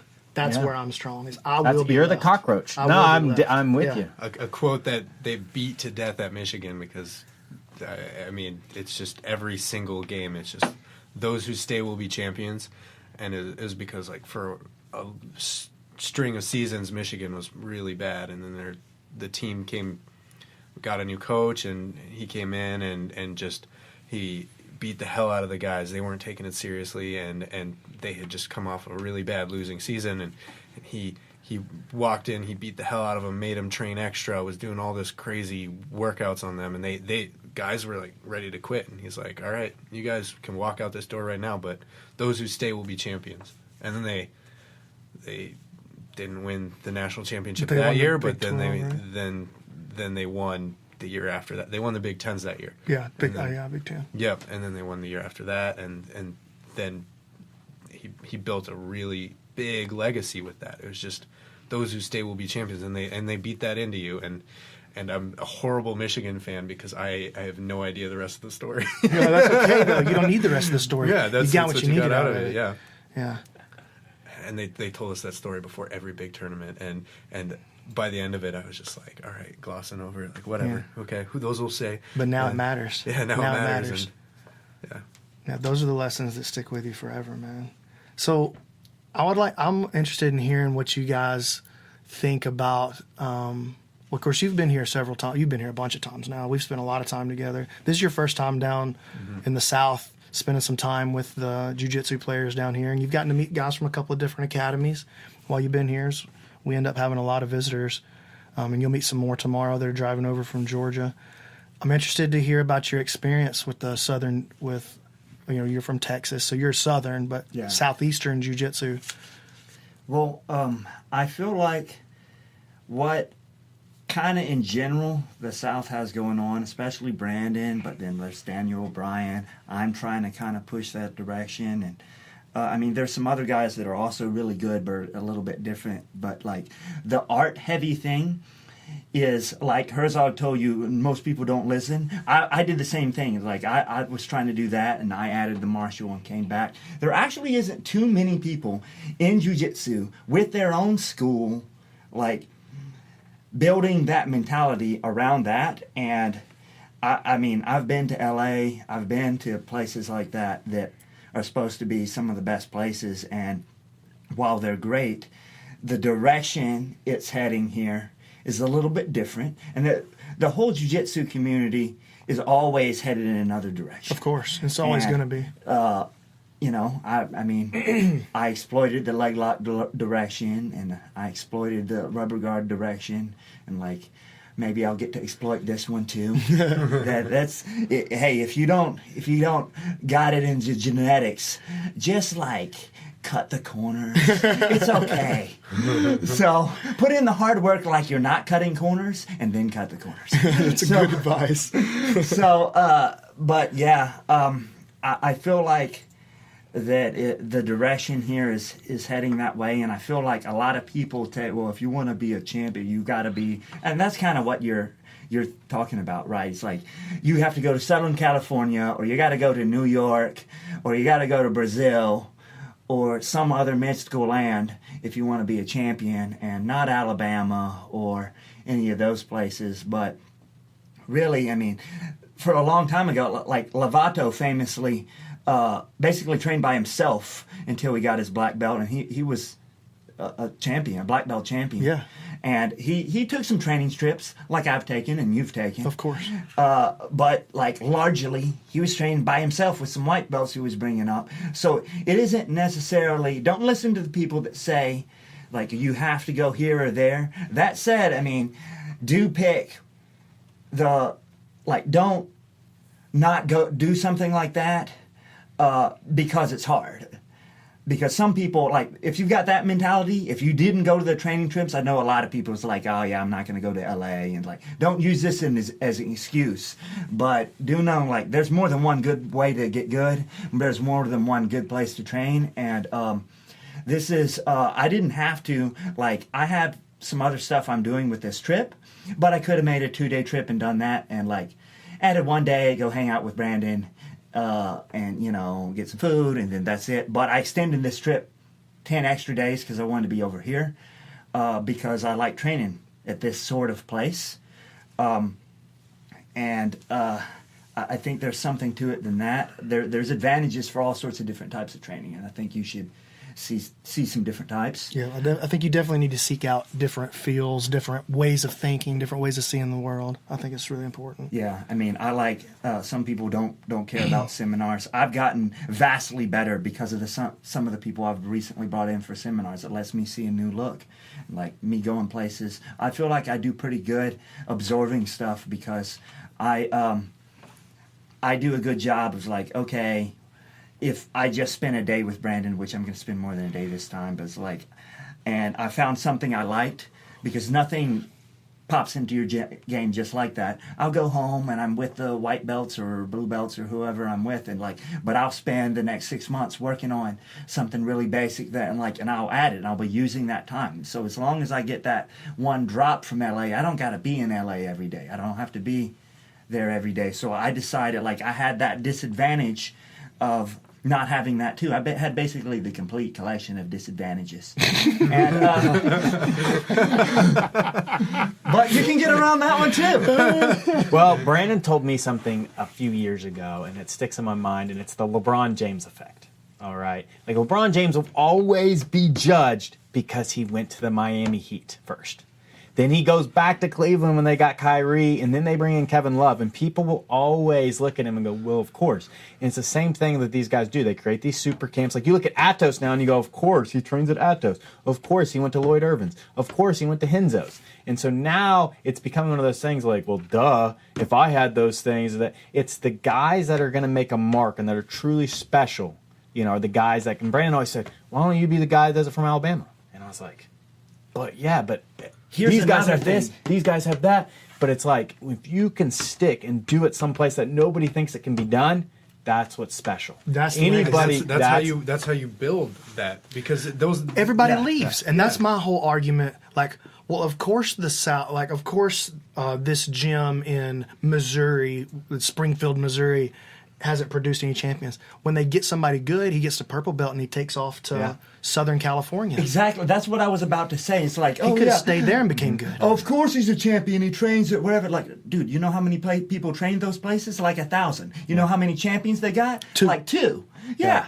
So, no. And where do those champions start? Somewhere else. Yeah. And those guys with that mentality, I'll be honest with you, they probably have been champions no matter what. They were probably going to find a way. They would have. Of course they So would. it isn't like, that's the myth of the magical land of LA. Well, you would, you know, if you're willing to live in locked in Lloyd Irvin's basement, you're, you know, and that's your You thing. want like, it bad. Yeah, you want it real bad. You're gonna want it real bad. You're gonna want it even worse later. Oh, shoot.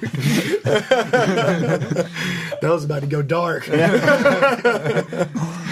What were you about to say? Oh, no, I was going to ask you, like, what do you feel like, what's your experience been with, like, not just here, but, like, jiu-jitsu around the country? Because you've, like us, you've traveled around and you see people, like I saw you in Vegas. I know you've been out to L.A., San Diego. Yeah, I've been to a lot of different schools, and, I mean, they all have their own thing going for them, and I really enjoy learning from other people, and not necessarily, I go to a lot of seminars, I go to a lot of other gyms because I travel a lot for work. I don't necessarily go there to learn new techniques and specific techniques. I go to meet the people and figure out what their idea of jiu-jitsu and what their idea of grappling is, because everybody's got their own ideas. And the thing I love about Decatur and everything I've seen in this area is that focus on the art part of jiu-jitsu, martial arts, and I truly, to me, this is what jiu-jitsu is. It's not all of grappling is like that. Grappling and submission wrestling and those aren't jiu-jitsu. Jiu-jitsu is one martial art in that grand competitive scope, and when I come down here, I'm trying to learn jiu-jitsu, and I'm trying to, and I mean, my instructor, Adlai Cleveland, he does a really good job of teaching jiu-jitsu. Yeah, he's awesome. He's great. Adlai's like one of the hidden, he's not as hidden as he used to be. Yeah. But I always say like him and Scott Elliott is another one that people don't understand like what a treasure trove of martial arts knowledge that guys like that are. Phil Schwartz. Phil's another guy. Phil's the guy that always blows me away. The few times I've been around him, I'm like, dude, how does this dude not more known? Like, he teaches a class. Phil's awesome. Teaches a class. Yeah. I mean, and I get a lot out of. I mean, every single day with Adlai is crazy. I feel so lucky. Yeah. And I mean, some of the guys at our gym might not know that because they haven't been at all these other gyms. And grass is always green. Yeah. A prophet is never without honor, saving his own country. And so they just go to the gym every day. They just rep what Adlai tells them to rep. And I'm over there like, this is really good. Yeah. I've been to a lot of gyms, and this technique is really good. And he's got a really cool mentality towards jiu-jitsu as well.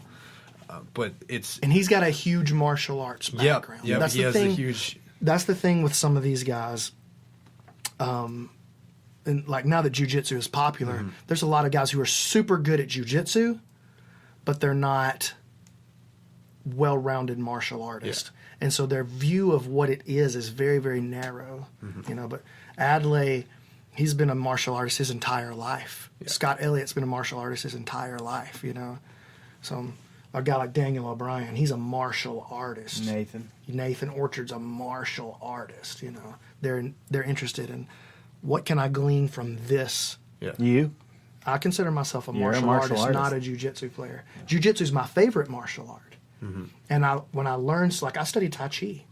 I don't practice Tai Chi. I don't have a Tai Chi teacher. Yeah, you do in jiu-jitsu. But I do I use what I learn. I read a lot of like Tai Chi essays and like I read and watch footage, not of guys practicing their Tai Chi, but of them talking about their stance and being rooted into the ground. Like, there's a lot of value there that people will gloss by because it doesn't have combat effectiveness. And it does not have combat effectiveness, nor does it attempt to. Yeah.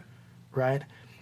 Or people have glossed over Taekwondo for all those years. It's the people that claim those martial arts have combat effectiveness. But jiu-jitsu guys do the same thing. And that's what people... You get so blinded. Like, dude, just because you're a black belt in jiu-jitsu doesn't mean you understand the, like, even self-defense, honestly.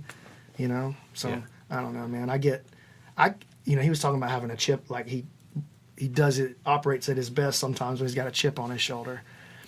I can remember just a couple of years ago, as a purple belt. I was doing okay as a purple belt. You know, I wasn't like setting the world on fire. I've never really set the world on fire as a competitor, but I've had some good competitive runs. And as a purple belt, I was doing pretty well. You know, I wasn't competing a lot, but when I did well, right? And I went out to L.A., and the guys who are in charge, they were like, "Oh, Brandon, we love you. You know, we're happy to have you." And the instructors, Eddie, his top dogs, always treated me well, but I could feel in the room that, come on, this dude's in Alabama. He don't train here at HQ, you know? And I could feel, and I came home with a real chip on my shoulder over that. And I decided that the next time I went out, they were going to remember me. They're going to remember this old redneck from Alabama. You know what I mean? And so I get that too, man. But I really think that we have an opportunity, like in the South, especially just this little portion of the Southeast, to really be something very, very special. Because now we're starting to, the word is getting out, like that, you know, like those guys are not bad, you know. So I'm excited to see where it goes. I think we're onto some cool stuff. I don't think we're like any more special than other people. Watch. I was telling Mike, I was like, man, some guys, like, they watch me compete and they go, dude, like, it's like after Zapatero. I had like tons of people come to me like, dude, I love your jiu-jitsu. You're one of my favorite people to watch. And I'm like, I don't even know these people, you know? Like, I love how relaxed you are. I love, like, you know, like your jiu-jitsu and, you know. But then I know some people watch me and go, that guy's not as good. Like, I've heard him, like, I've heard this guy's name. It's not that good. Same thing with Daniel O'Brien. You watch Daniel, some people would go, he is the best in the world. And some people would be like, why didn't somebody just double leg him? Why did, he couldn't beat anybody. And I think, you know, it's like you said, it's just a style, man. Like, we're, of course, going to, like, when we get alone, we're going to be like, dude, our jiu-jitsu's sick, yada, yada, yada, this or that. But somebody else could come down and go, those guys, what are they doing? He's just laying there. He's doing, like, this or that. I want to do this style of jiu-jitsu. I want to do that. And I think I'm really starting to lose this sense of like, I'm better than you because I do this. And I just realized it's just because I like that. That's where I am. That's like my influences around. Like obviously like Brandon and Daniel are like my two teachers. So naturally I'm going to like, oh, I love his jiu-jitsu and I love that jiu-jitsu. When I see this guy stall, because like some people love the IBJJF gi style jiu-jitsu. And I watch it and I go, oh, how could anybody do that? But that's just what they know, you know? And I think we all get so caught up in like you said, I think any part, any place, whether it's Ann Arbor, whether it's Kansas City, whether it's Beaumont, you can have something special come out of it. You just got to be true to who you are. agree. And be self-aware, like what Barncat was saying. Tell yourself the truth. Yeah. But that's the hardest thing in the world. You know? Like you're one of the best rubber guard players in the world. Like people literally know on that. the Like some planet. people will say that. Like, dude, like your rubber guard seminar here a few years ago, like people still talk about that seminar. Like, dude, like that was one of the best seminars I've ever been to. Yeah. I didn't say that. But I don't like the rubber guard. You know. I heard people, you know. Yeah. I just wanted Barncat to know seminars. it wasn't. But like you're one of the best dudes and you didn't even dude. We just heard your story. Still trains with white and blue belts. Yeah. Yeah. You know, I mean, Jason Knight. You have Jason Knight saying that, hey, this guy's like, you helped Jason Knight. You came from Beaumont, Texas. You've never had a legit instructor. You just traveled, did your thing. I think everybody can get that. Yeah. You know. Well, I would like to add in the disclaimer here about like, I wasn't, and I know Brandon wasn't either, like trying to talk down on LA or like this. No, of course not. He's about to go back. I'm going to go back to LA too. Yeah, I'm going Like, this month. Yeah. To spend a week. Yeah, I love it. So well, we both still go over there. It's just like it isn't the only place that you can go train. I think that was the. Well, no,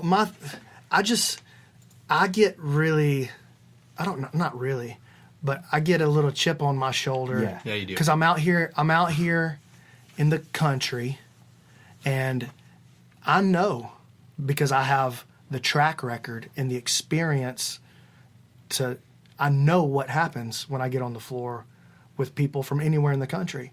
I hold up. Not the best guys, of course, dude. I'm not saying like I can run out there and Go to Atos. and stay on the floor with Keenan Cornelius. That's not what I'm saying. Or Gordon Ryan. That's not what I'm saying. What I'm saying is I'm a real black belt. You know, it's not some accident that people like I'm teaching somewhere every weekend. It's not because I'm cool or because I'm winning a bunch of tournaments. I have something to offer, you know. And so for somebody to dismiss me or my guys because we're in Alabama or because we don't train at a certain place, that makes me want to cut some heads off, you know. Yeah, I mean, you have more of a chip on your shoulder about it than I do. I keep a chip on my shoulder. But I kind of feel the same. Like, I agree with you, and I understand why people are saying that, but they're like over the top. I remember Tori Applegate. Well, a lot of it is me projecting that onto people. Well, too, I remember of Tori insecurity. Applegate posted on like, "What do I have to do to be a great competitor?" And I mean, she's married to Sean and Gulf Shore, and everybody like He's a beast. Well, yeah, people were telling her, like, you gotta, like, you want to be a world champion, you gotta move. Like, basically telling her to leave her husband, whatever, like or never be a world champion, give up or leave your husband and go to LA or what. That's what everybody said. It's like, you guys are so dumb. I mean, why would you even think that? It's like, oh, they all come from Atos. Yeah, they didn't really come from Atos though. They moved to Atos from somewhere else. Mm-hmm. Those guys would have been good anywhere. They just went there. Yeah, well, you hear the argument about, I see this sometimes. 10th Planet's pretty new as far as an organization, right? How many world champions? And then somebody will say, well, we're a pretty young organization. We ran about 10, 11 years now, right? Something like that, 10 or I think 11 years. And so I go, yeah, well, Atos only been around 8 years. It's true. How was it formed? This guy came from here, this guy came from here, and this guy came from here, and they're all straight beast on day one, and that's how the team's formed. You know, or it was a renaming of the association, just like ATT broke from Brazilian top team. It's like which broke from. So Atos started with Andre Galvao and Rafa Mendes, and 10th Planet was started with Brandon and Barncat. That is absolutely not true. That couldn't be more not true. All right. But it was started by Eddie going, I have a theory. Let's see who I can get on board to to listen. But these other guys basically had a following and an association. Yes, that's what I'm saying. And so while Eddie was great, he didn't have, like, he was under John Jocks. It's not like if one of the top guys at Gracie Baja, today I'm going to form X association and just broke Gracie Baja in half. That is not the same as some guy start from scratch. That is, Which is absolutely, what Eddie did. yeah, That's what I'm saying. That is absolutely not the same thing. Yeah. So, I ain't hating on Atos. Yeah. Yeah. those dudes. And also, I love those dudes. disclaimer, like, that is a valid choice to Yeah. move and go to one of these It sure places if you want to get good. Yeah, I no mean, doubt. you actually should surround yourself with people that are like what you want to be. With common goals. Yeah. Absolutely. Well, like, if you can get somebody closer to it or that has achieved it, that's even better than common goals. Mm-hmm. So, like, yeah, if you want to be a millionaire, surrounding yourself by 4 other people that want to be a millionaire is good. Not as good as surrounding yourself with millionaires, though. You know, like they're already there, because those people that want to, like, do they really want to? There's levels of want to, because you ask everybody on the street, like, do you want to be a millionaire? Yeah, I want to be a millionaire. I want to be, like, what you gonna do tonight? Watch Game of Thrones? And they're like, okay, you want to be a millionaire, but that's on your 1,000 thing long to-do list somewhere near the bottom after watch Game of Thrones. Some people only want to be a millionaire. Yeah, that's the only people that are going to be one. Yeah. So maybe million's too easy. So multi-millionaire. Yeah. Maybe you can watch Game of Thrones and be a millionaire. Not a billionaire, though, probably. You were about to say something just a second ago. I cut you off. Yeah. No, with what you guys were saying with, like, going to Atos or something like that. I think on the same lines of taking a shortcut. I think if you want to be the best in the world, that's the easy route to do that. Like, it's not going to be easy, but I know what you mean when you're you say transplanting yourself into a place where everybody wants to be the best in the world. You're going to be with those like-minded individuals. Or you could do it the hard way, build it from the ground up. There's these people that have the potential to be that good, but if everybody leaves, nobody's going to reach that potential. Right. So if you build that mindset within a newish gym, and you build it from the ground up, it might take a little longer, but you can build world champions. You can build a solid jiu-jitsu platform in an area that's not known for it, and it might take a little longer. And you know, some people's life plans might not fit in with that. Like, oh, I'm not going to stick around to build this program because, I'm 35 and I'm at the end of my jiu-jitsu career type of thing. I want to go be the best in the world now.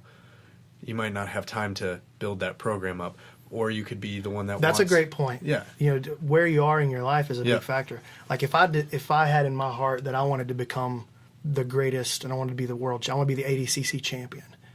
I'm 37. I better go somewhere else because I'm not going to raise myself into that from here as a new white belt. Yeah. You know, That said, there's 14. no guarantees over there, because 99.99% of the people at Atos are not going to be a world champion, and sub any gym name for the name Atos. Yeah. Still true. Yeah. Those yeah, we're schools picking ultra on schools. Atos, but like it's just Yeah. Atos It's is just the because best. they're known. It's 'cause they're the best. They're the Yeah, best. it's 'cause they're Atos, ATT, whoever you want to Yeah, pick, sub any name. Cobreña School, they're all major schools. Tons of people are going there. How many people went there this year because they want to be a world champion? Tons and tons and tons. How many are going to be a world champion? Maybe nobody that went there this year. Who knows? Like that, like your percent chance is real low. So it's not a guarantee anyway.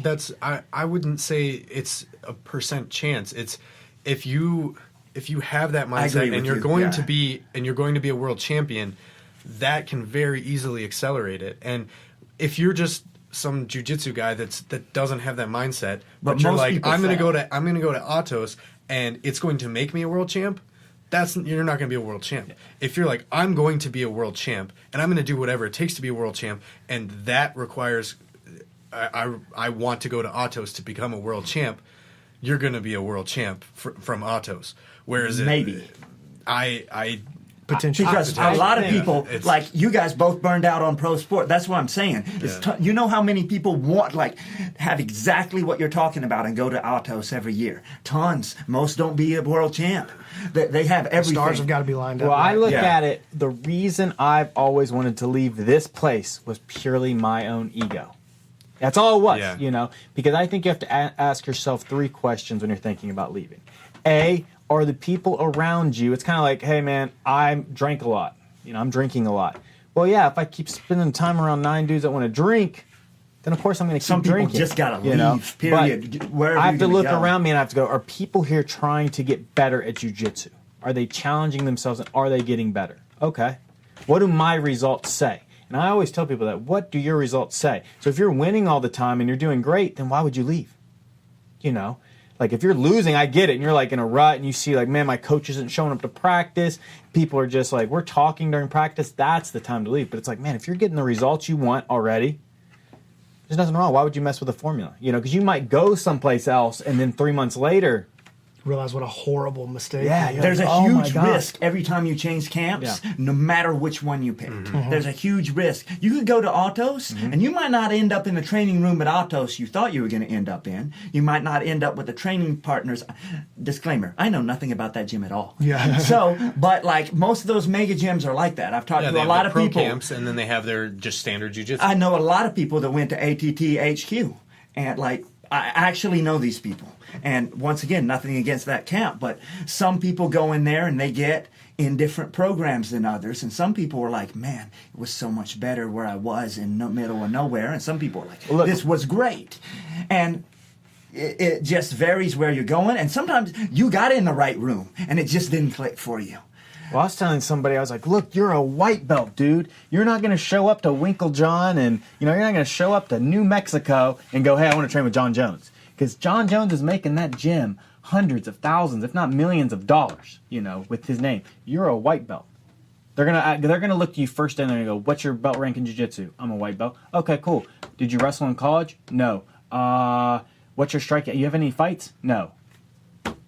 Welcome to Over there. beginner's class. Yeah, exactly. Like, okay, cool, man. You want to be a fighter? That's the class you want to start out with, and they're not going to know your name, and it's going to take you years and years. But you show up to one of these small schools where you stay at your own place, people are going to know who you are. You're not going to be, because again, purple belt at Atos, I don't know any purple belts at Atos because I know Keenan Cornelius, and that's all I need to know from Atos. Yeah. But I know dudes that are purple belts from small schools because I'm like, dang, what's this school? It's like Nice Guy Submissions. I'm like, dude, I know like a couple of their dudes just because they're small school, and so anytime a small school starts to do its thing, you know, and show out, you remember those guys, you know. It's just like the 10th Planet schools. I remember a few of them because I'm like, dang, these schools, like, again, when Mike's school, Ann Arbor, when Adley's guys go compete, they win. And so I know, I don't even have to go train. I know those guys are legit, There's you know. major Portland. advantages for being in a major gym, and there's major advantages for being in a small, intimate gym. And Yeah. which one of those advantages Yeah. do you need? But, and sometimes you don't know until you've tasted If you both. have just started jiu-jitsu and you're doing well, maybe spend a little bit more time where you are, because it's probably not going to matter too much, like making the move right now, or it may ruin you because sometimes people make the move way too fast. And sometimes people shouldn't make the move at all. There's a lot of people that regret making the move to some of these top camps. Definitely. So, Again, you know, I always tell people, I said, what do your results say? If you're doing your thing and you're winning and you're happy, stay. and I can just picture somebody commenting on something already. It's like, what do any of these idiots know about giving advice to guys at top camps and whatever? And Well, the that's a answer- legitimate. Yeah, that's a that's legitimate, a legitimate thing to say. concern, and the answer is absolutely nothing. But you know, here's what I had to say about it. Yeah. Well, I think I've earned a voice at this point. I've earned a voice, and I've been around the game I'm just for a gonna long talk time. Anyway, Yeah. I have Well, a voice. and I know what I'm talking about. I mean, the first time I met you, like we've said before, I tapped you the very first time we rolled as a blue belt. I could have very easily been like, screw Brandon McCaffrey, I'm never going to talk to him. I'm never going. I went to like 5 of your seminars after that, and I'm constant. Every time I see you, I'm learning something new, and so there's something there. It's like I've wrestled at one of the highest levels. I was almost there at the highest level, and I've competed my entire life. And I latched onto Brandon after I tapped him. So there's something there. There's like that's what, back to how I see Decatur. That's how I see Decatur is like no matter what, no matter whether I tap you or whatever, there's always something that I can learn. And I mean, same with my coach Adley. There's always something I can learn from him. There's just something about the way your mentality about jiu-jitsu that just intrigues me, and it's so different than anything I've ever learned in wrestling that I want to master that. I want to master that as well as I can't say I've mastered wrestling. I didn't beat everybody in the world, but you did. But as soon as I have a mastery of wrestling Yes. that I can use to apply to other things, and I want to get the other side, that arts side, that pure jiu-jitsu side, and then I think work into combining the wrestling and jiu-jitsu together. And I think if I stick with learning jiu-jitsu with my wrestling, I think I'll rely too much on my wrestling. You're going to be another dude in a long list of people who've done that. Yeah, and not hit the top. And I want to focus. I want to delve into jiu-jitsu and focus on jiu-jitsu. And I want to. I mean, I really enjoy learning from you, and I've been able to use a lot of the stuff you've shown me. But it's not about just the techniques. It's about the mentality and about how to use your body in a different way. That's not. Like wrestling is all head to head grinding and pressuring, and everything is heavy pressure. Everything is I mean, it's violent. Jiu-jitsu is not. It's not violent. Grappling can be very violent, but jiu-jitsu itself is not. It's about. It's the gentle art. Yeah, it's the gentle way. It's about using nothing to gain everything, and wrestling is use everything, gain everything. Yeah, and both are correct. Yeah. Both are equally correct. I think what you said was kind of important there about like the style and where you want it to be, and I think that's a huge impact on like quitting and burning out, and something like you guys were talking about is and you even said you stayed where you were because of this coach for a while, because of the coach you had, and I feel like a big thing, people are like just looking at a name, whatever school's winning right now, and like it'll never be the same school association forever. So I say that maybe it will be, but probably not. That's not how history looks on any sort of team or anything like that. Mm-hmm. So you look at that, and your best results may not come from the team like that overall has the most winners right now. There's a lot of variables on their accumulation of points in certain events. Mm-hmm. So being somewhere that you like being and that fits you is hugely valuable. Whether you want to be a great competitor, whether you want to be a recreational jiu-jitsu guy, that's worth more than almost anything else, I feel like, is being at a place where you're comfortable. And where you want to go back to every day. Yeah. And because I feel like there's some places that I could get a lot of value from, and I'm super excited to go visit there for like a week, and like that's about as long as I want to spend there. Just because, not because of like the lack of value. I feel like I can pull a ton of value there or here or here or here or here or wherever. It's just, it doesn't really, it doesn't match me very well, and I like being in places for a short time that don't match me very well, but I don't want to be there forever. It's important. Yeah, it's important. Well, I might change a little bit of me by being there outside the box a little bit, but I also may not, like, you'll just, if you've got the mindset and your mindset is like, this one place, this is where I have to be, and you go there and it's like it's terrible. But like a Muhammad Ali sort of like, I hated every day of training, but I said do this now and live the rest of your life a champion. And like a little too many drops of that may make you explode. Like you may not could do too much of that, and some people can. And once again, that's self-awareness, but you might be, it's like, you could be at a different top school or a school that isn't known as being a top school. I mean, a lot of these schools that are top schools weren't top schools at one point. That's correct. So, like, you have some other choices. So, forcing yourself into that spot might be the one day that's like, that might be the thing that makes you want to throw up when you step on a jiu-jitsu mat one day. It's like, when your son does jiu-jitsu and you want to go there with him 10 years later, it's like you can't even watch a tournament because you want to throw up when you go near the grappling mats because you burn out so much. That matches so closely to like how I feel about, and I mean it's not just wrestling. It's like Michigan wrestling, is because I went to the big camp. I went to the school that I went from being like the big fish in the small pond to being like a preferred walk-on at Michigan. There were guys that were on scholarship, and I had to beat those guys out for the starting position, but I was still just that Montana guy that performed higher than his expectations. And I think about it all the time. Like, if I had gone to a smaller school, would I have been able to excel because they put more resources into my game because I was the better guy at that school? I think there's a lot of truth to that. Or would you have excelled because you wouldn't have quit? So there's a chance you simply wouldn't have quit, and your mentality might have just made you a world champion anywhere. Yeah, I think about that all the time, and that's something I've only recently gotten over, where like regretting.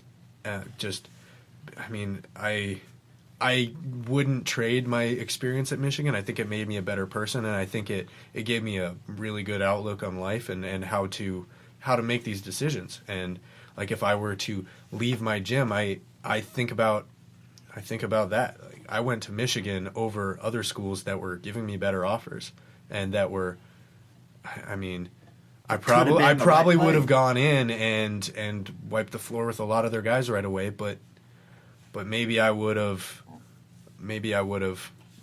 enjoyed it more, and maybe it would have invoked that passion in me that would have caused more competitive success. And I mean, there's a lot of different mentalities in different sports, different camps, different teams, all have different mentalities, and like, maybe Michigan didn't match up with my mentality.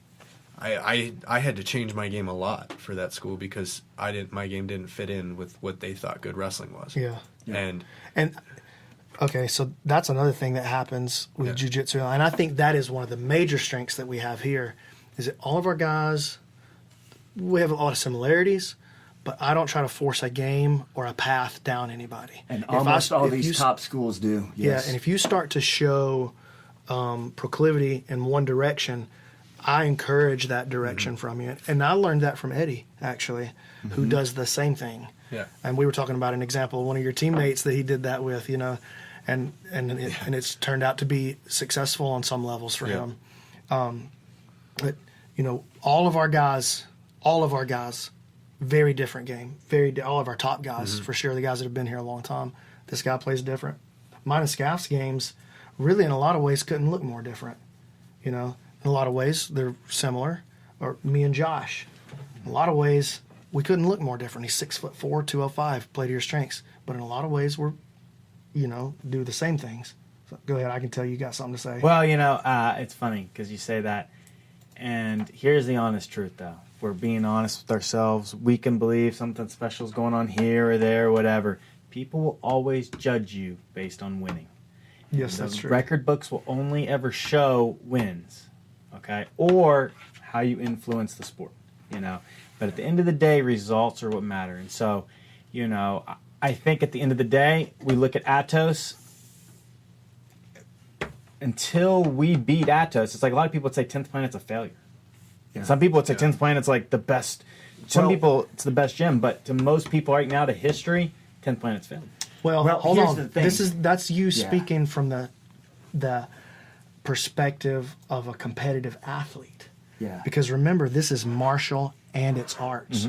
Now let's talk about who's the greatest guitar player of all time. There's no way to win. Exactly. No, you're right. There's no way to win. You're right. Yeah. So who's the greatest guitar player of all time? Jimi Hendrix. Well, I don't think it's Jimi Hendrix, but a lot of people do. If you say like sports jiu-jitsu, Like, That's right. And then there's Yeah. transfer over to MMA. There's a lot of different measures that you can Yeah, have. well, some people think Kieran Gracie's the greatest grappler alive right now. Or they And think who's to this say is- that that's not correct? Yeah, Yeah. it's not. Because maybe he's the greatest artist, and you talk about influence. Dude, who's got more influence than Kieran Gracie right now? Not a lot of people. Enter in here. Who's got more? Has Eddie ever won? Has Eddie Bravo ever won anything? He's won won a bunch of tournaments, won some good tournaments. Didn't win Abu Dhabi, didn't win the world championship. But his influence on jiu-jitsu is almost unparalleled at this point in certain That's what aspects. it's In certain either- aspects. Exactly. It's influence, but history will always be remembered through influence and who But the winners people- write history. Yeah, but the Yeah, people well, that's that what William Wallace says at the beginning of Braveheart. Yeah. Is history is hanged by men who've hung heroes. Yeah. Yeah, but the people in 10th Planet, especially like the earlier you join, the more this is true. And like, it's a little different if you're in 10th Planet because you got a local 10th Planet school that you joined at the beginning. But if you sought out a gym and you sought out 10th Planet, especially before the Hoyler rematch, like Brandon and I did, then there says something very particular about you, because you could have sought out Atos, or Atos didn't exist at that time. So you could have sought out any of the leading ones, but you didn't pick the winner. Why? So there was value there that you saw that wasn't winning, and or winning those tournaments. You saw something there, and a lot of people see that. For 10th Planet. And in fact, 10th Planet rules the internet in terms of jiu-jitsu. Now, not word of mouth, not other things, but 10th Planet is the most influential association in the internet. And I can't back that up with any sort of real data, but look around the internet and you can make a very compelling case. It's influential one way or the other. You may run completely away from it. Yeah, but it's hugely, I mean, it was like the internet, the first one really up there on the internet, and a lot of people know about it on the internet, and like there's a lot of stuff 10th Planet has going on, and these schools, like, and once again you take Atos, but then how many MMA fighters are they producing the sub-only guys? Like, that's one measure. So they did pretty good in ADCC and especially IBJJF, but the other stuff. And it's way closer in ADCC to the other stuff, right, than it is IBJJF. I think so. I haven't looked at the current numbers. And then sub-only, like the Danaher guys, which forever never was competing with any, like, only in the last couple of years anybody even talking about that camp at Henso Gracie's, John Danaher. Like, he was like the secret. Teams yeah, and they come and go. man. So, and once again, it's like, that gym has a few people, like that really matter on the scene. There's what, 2, 3, I mean, you 4, say in 5? 100 years that 10th Planet's not going to have its reign at the top. I'd say you're crazy. That's all I'll say. And it's really subjective, like what the top is too. Well, that was my point. If you look at, and again, we'll go to the guitar analogy. If you look at who's the most technically strong guitar player, if there's a guitar contest, who's the winner? Actually, nobody cares about that. Like, nobody cares about that because that's an art, right? Mm-hmm. And so what one person finds valuable about Dave Gilmour as a guitar player, some other person could completely be disgusted by. Like, I hate the fact that he's so, he can make you cry with his guitar. I don't like that. I wish he would shred. And I'm like, oh my God, are you serious? I can't even listen to that. It's maybe the best player in the world, you know? So, I don't know. Well, people feel like, a lot of people want to join 10th Planet because of what we've got, and then a lot of people want to join Atos because of what they have, and it's certain people, and they tend to become more what you are. Because well, we seek out our tribe, attracting. no doubt. Yeah. Mm-hmm. We seek out the Atos tribe is we going to wanna be part of. even better at winning IBJJF events because you're talking about, like, people are going to go there because of that. They're going to get extra talent. Mm-hmm. And 10th Planet is going to get that stereotypical 10th Planet guy. And I feel like what 10th Planet has changed a little bit. So the guy that we're getting may change a little bit. Mm-hmm. And I feel like for us to be winning more of a certain tournament than Atos, the whole image has to change. Because you almost can't be accumulating those points without getting people changing to your top organization. To be number one, you have to be stealing people. Because stealing in quotation marks. Well, yeah. I mean, but look at all these people. They're all taking people from other organizations, at least a few. They're not making most of these people. They're coming from other places. Well, so you have to have the image that the people that you want come to you. And I actually personally love people coming to me that are not going to be a champion. Like, I really like working with those people, and Brandon does too. Yeah, I do. If you look at affiliations, like if you look at 10th Planet as a whole, you can't say 10th Planet's going to be the top, because like Renzo Gracie, not every single Renzo Gracie school in the world is the top school. Of course not. There's the school that is on top right now, and they're not stealing a bunch of people from other organizations. They're getting all the Renzo guys are coming to that school to be on top at that school. So saying that 10th Planet, like right now, there's a few 10th Planet schools that are like on top, and if all of the other 10th Planet people go just to those send schools, their best guys, just send to their those best schools. guys, those will be the top schools. Like they could easily get to the point where they're competing with all of the top schools in all of the top affiliations. Well, San Diego's already kind of doing that. Yeah, Kyle that's what I was. just That's left, I mean, what Kyle came to my Bone mind. just Yeah, went those- there. Ben those Eddy guys are went. good. I mean, Oceanside, really specific. Yeah, and that's kind of. Well, they're trying to do a fighter house. So Yeah, and they should. yeah, And for they sure. should. Definitely. So 10th Planet may not be there, but there are some schools that are getting there. Some individual schools in the affiliation, because 10th Planet's so huge. You can't say 10th Planet will be on top, because there's some really tiny schools that are never going to really be competitive. Unless something was to change. They're just very casual about their jiu-jitsu. They don't maybe not compete all the time. They just like the 10th Planet mentality, and that school might not be included in that. Well, we've never pushed competition here Yeah. and I still don't push competition. Yeah. But I've started recently. I've set a goal for myself that I want us to have the strongest competition team in the system. And now, like what Barncat was saying, I really like teaching just the normal guy, the guy or the girl who is just interested in making new friends, learning something cool, challenging themselves in a different way. Those are my favorite kind of people to work with. I like working with those But I do love somebody with like blind goals. I love people like that too. And because I can relate to that, maybe not as a competitive athlete, but as just as a person. I'm a big goal setter, big long-term goal setter. So anyway. So that I mean, I think that direction is what you're talking about, in terms of like different schools have different things of value, and then there's certain types of super like awesome competitor schools that may be a terrible choice for a lot of people, because also how many people really walk into a door of any school the first time they're training, and be like, okay, yeah, I want to win the Moon Jaws, I want to almost no one. Almost no one. So that isn't, so judging the value of the school in that way maybe a little bit, like, I get what you're saying. There has to be a real metric to measure people by, and like history, et cetera, et cetera, et cetera. But like sometimes you may walk in there and it's like, this place sucks. It's like, yeah, they tell me it's really good, and there's these medals that apparently mean something to somebody on the wall, but like I'm just here because I need to lose 60 pounds. Yeah, and sometimes that school might be able to produce a class or something or a good fit for those guys, and sometimes they can't. I know personally of some schools that some people have went to, and it's like, oh yeah, they went to this place because it has like the strongest reputation of a competitor. Like people just talk about it. It has a strong reputation. And I know, I'm thinking of one school in particular, and I'm not going to say what it is. And it isn't one of the top camps. It's just top in a certain area. And it's not in my area either. But it's just like, I know 10 people that went there. And like one of them liked the school. And it was just terrible school for the other 9.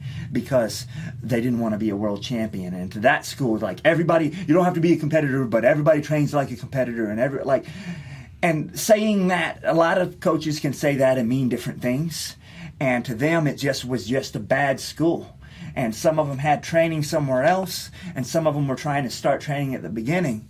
And almost all those people ended up somewhere else because it wasn't a good match for them. So, and while it might have been your best chance to be at the Mundials, but once again, not everybody wants to be a black belt Mundial champion. Most people, if you haven't trained, doesn't know what the Mundials is, how to pronounce that. Yeah, I don't care nothing about it. Yeah. I don't care nothing about being an ADCC champion. It means nothing to me. I mean, it would be cool, but I'm certainly not willing to put in the work that's required for it. My goal in jiu-jitsu, at this point right now, what is jiu-jitsu for me? Jiu-jitsu is a way for me to stay healthy mentally, and to keep me from turning into a fat guy again. I mean, honestly, it's something that my family can do together. I want, my daughter to be able to defend herself. I want my son to be able to defend himself. I want them to have something that they can turn into a job later in their life, that they don't have to go out into the normal world and get a real job. Like jiu-jitsu is a way to stay balanced now, where at one point it was a thing that made me unbalanced. Now it's my way to bring balance into my life, So I want to be on the changed mats for me. forever. You can't do that on a lot of these schools we're talking about. I mean, I want to be healthy physically and mentally. I want a lot of that stuff, and I want that for my students. And I mean, with what you're trying to do, I believe in you, but it's hard. You're talking about hey, I want to be the best competitive school, and I want to be the best within school for 10th Planet. I want to be the best within 10th Planet. Not the best competitive school. I want to have the best competition team. But we produce guys who can go and smash it. And yeah, of course it's hard. I'm talking about hard. It's hard to do both things. It's really hard to do both. Almost impossible. Yeah. It's a good reason to have a goal. And look, it may never, I know that's not what y'all think, but that's what I it think. may never become that. Of course not. But we might never have. But why the best. not strive for that? It might change in 3 months, and then it's hey, we want to. If Brandon wants to work with police officers, and he wants to have the best self-defense program, and he wants to have rival the Gracies with 10th Planet self-defense. He's this 10th Planet self-defense guy, and I don't think anything's wrong. Brandon McCaffrey breakdowns.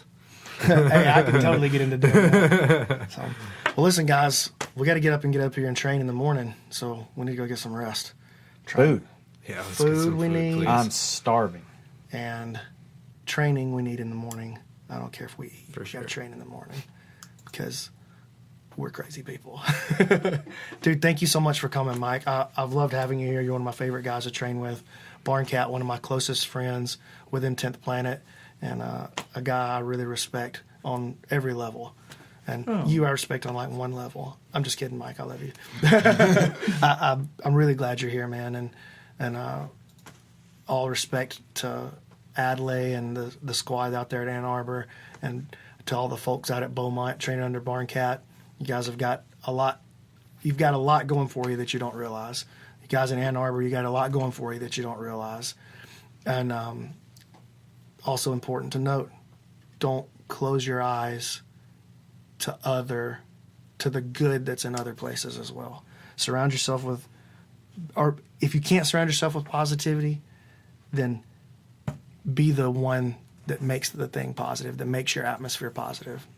So I love you guys. Thanks for listening. Please do me a favor, subscribe on iTunes. That means a lot to me. I'm trying to have a legit podcast. I ain't trying to work no jobs. I want to have I'm gonna be like Ryan Ford and have a big money podcast. I'm gonna be like Rafa Sparza. Might as well go for Joe Rogan if you're going to do it big. Listen, ultimately that's what I'm going for. But go hard or go home, right? So, Skaff, you're the man, dude. Thank you again for being on. Steven literally said no words during the podcast. I don't know why. You didn't have nothing to say. He's just I'm just glad to be here. Scuba Steve on the mic. Listen, where can we follow you on social media, Mike? My Instagram is Magic Mike Carp. That's a great one. And I'm not on Twitter, but my Facebook is just my name, Michael Carpenter. Awesome. Barncat? Facebook page, Brian Barncat Debes. That's basically... I know how to pronounce your name now. Hey, dang it. Spelled Debes. It's all weird. It's like, Debes? What a weirdo. All right. Well, I'm looking forward to having both of you back on the pod, not just to come train, but back on the podcast soon. I thought that was great discussion, man. You guys contributed a lot. So, all right, we're out.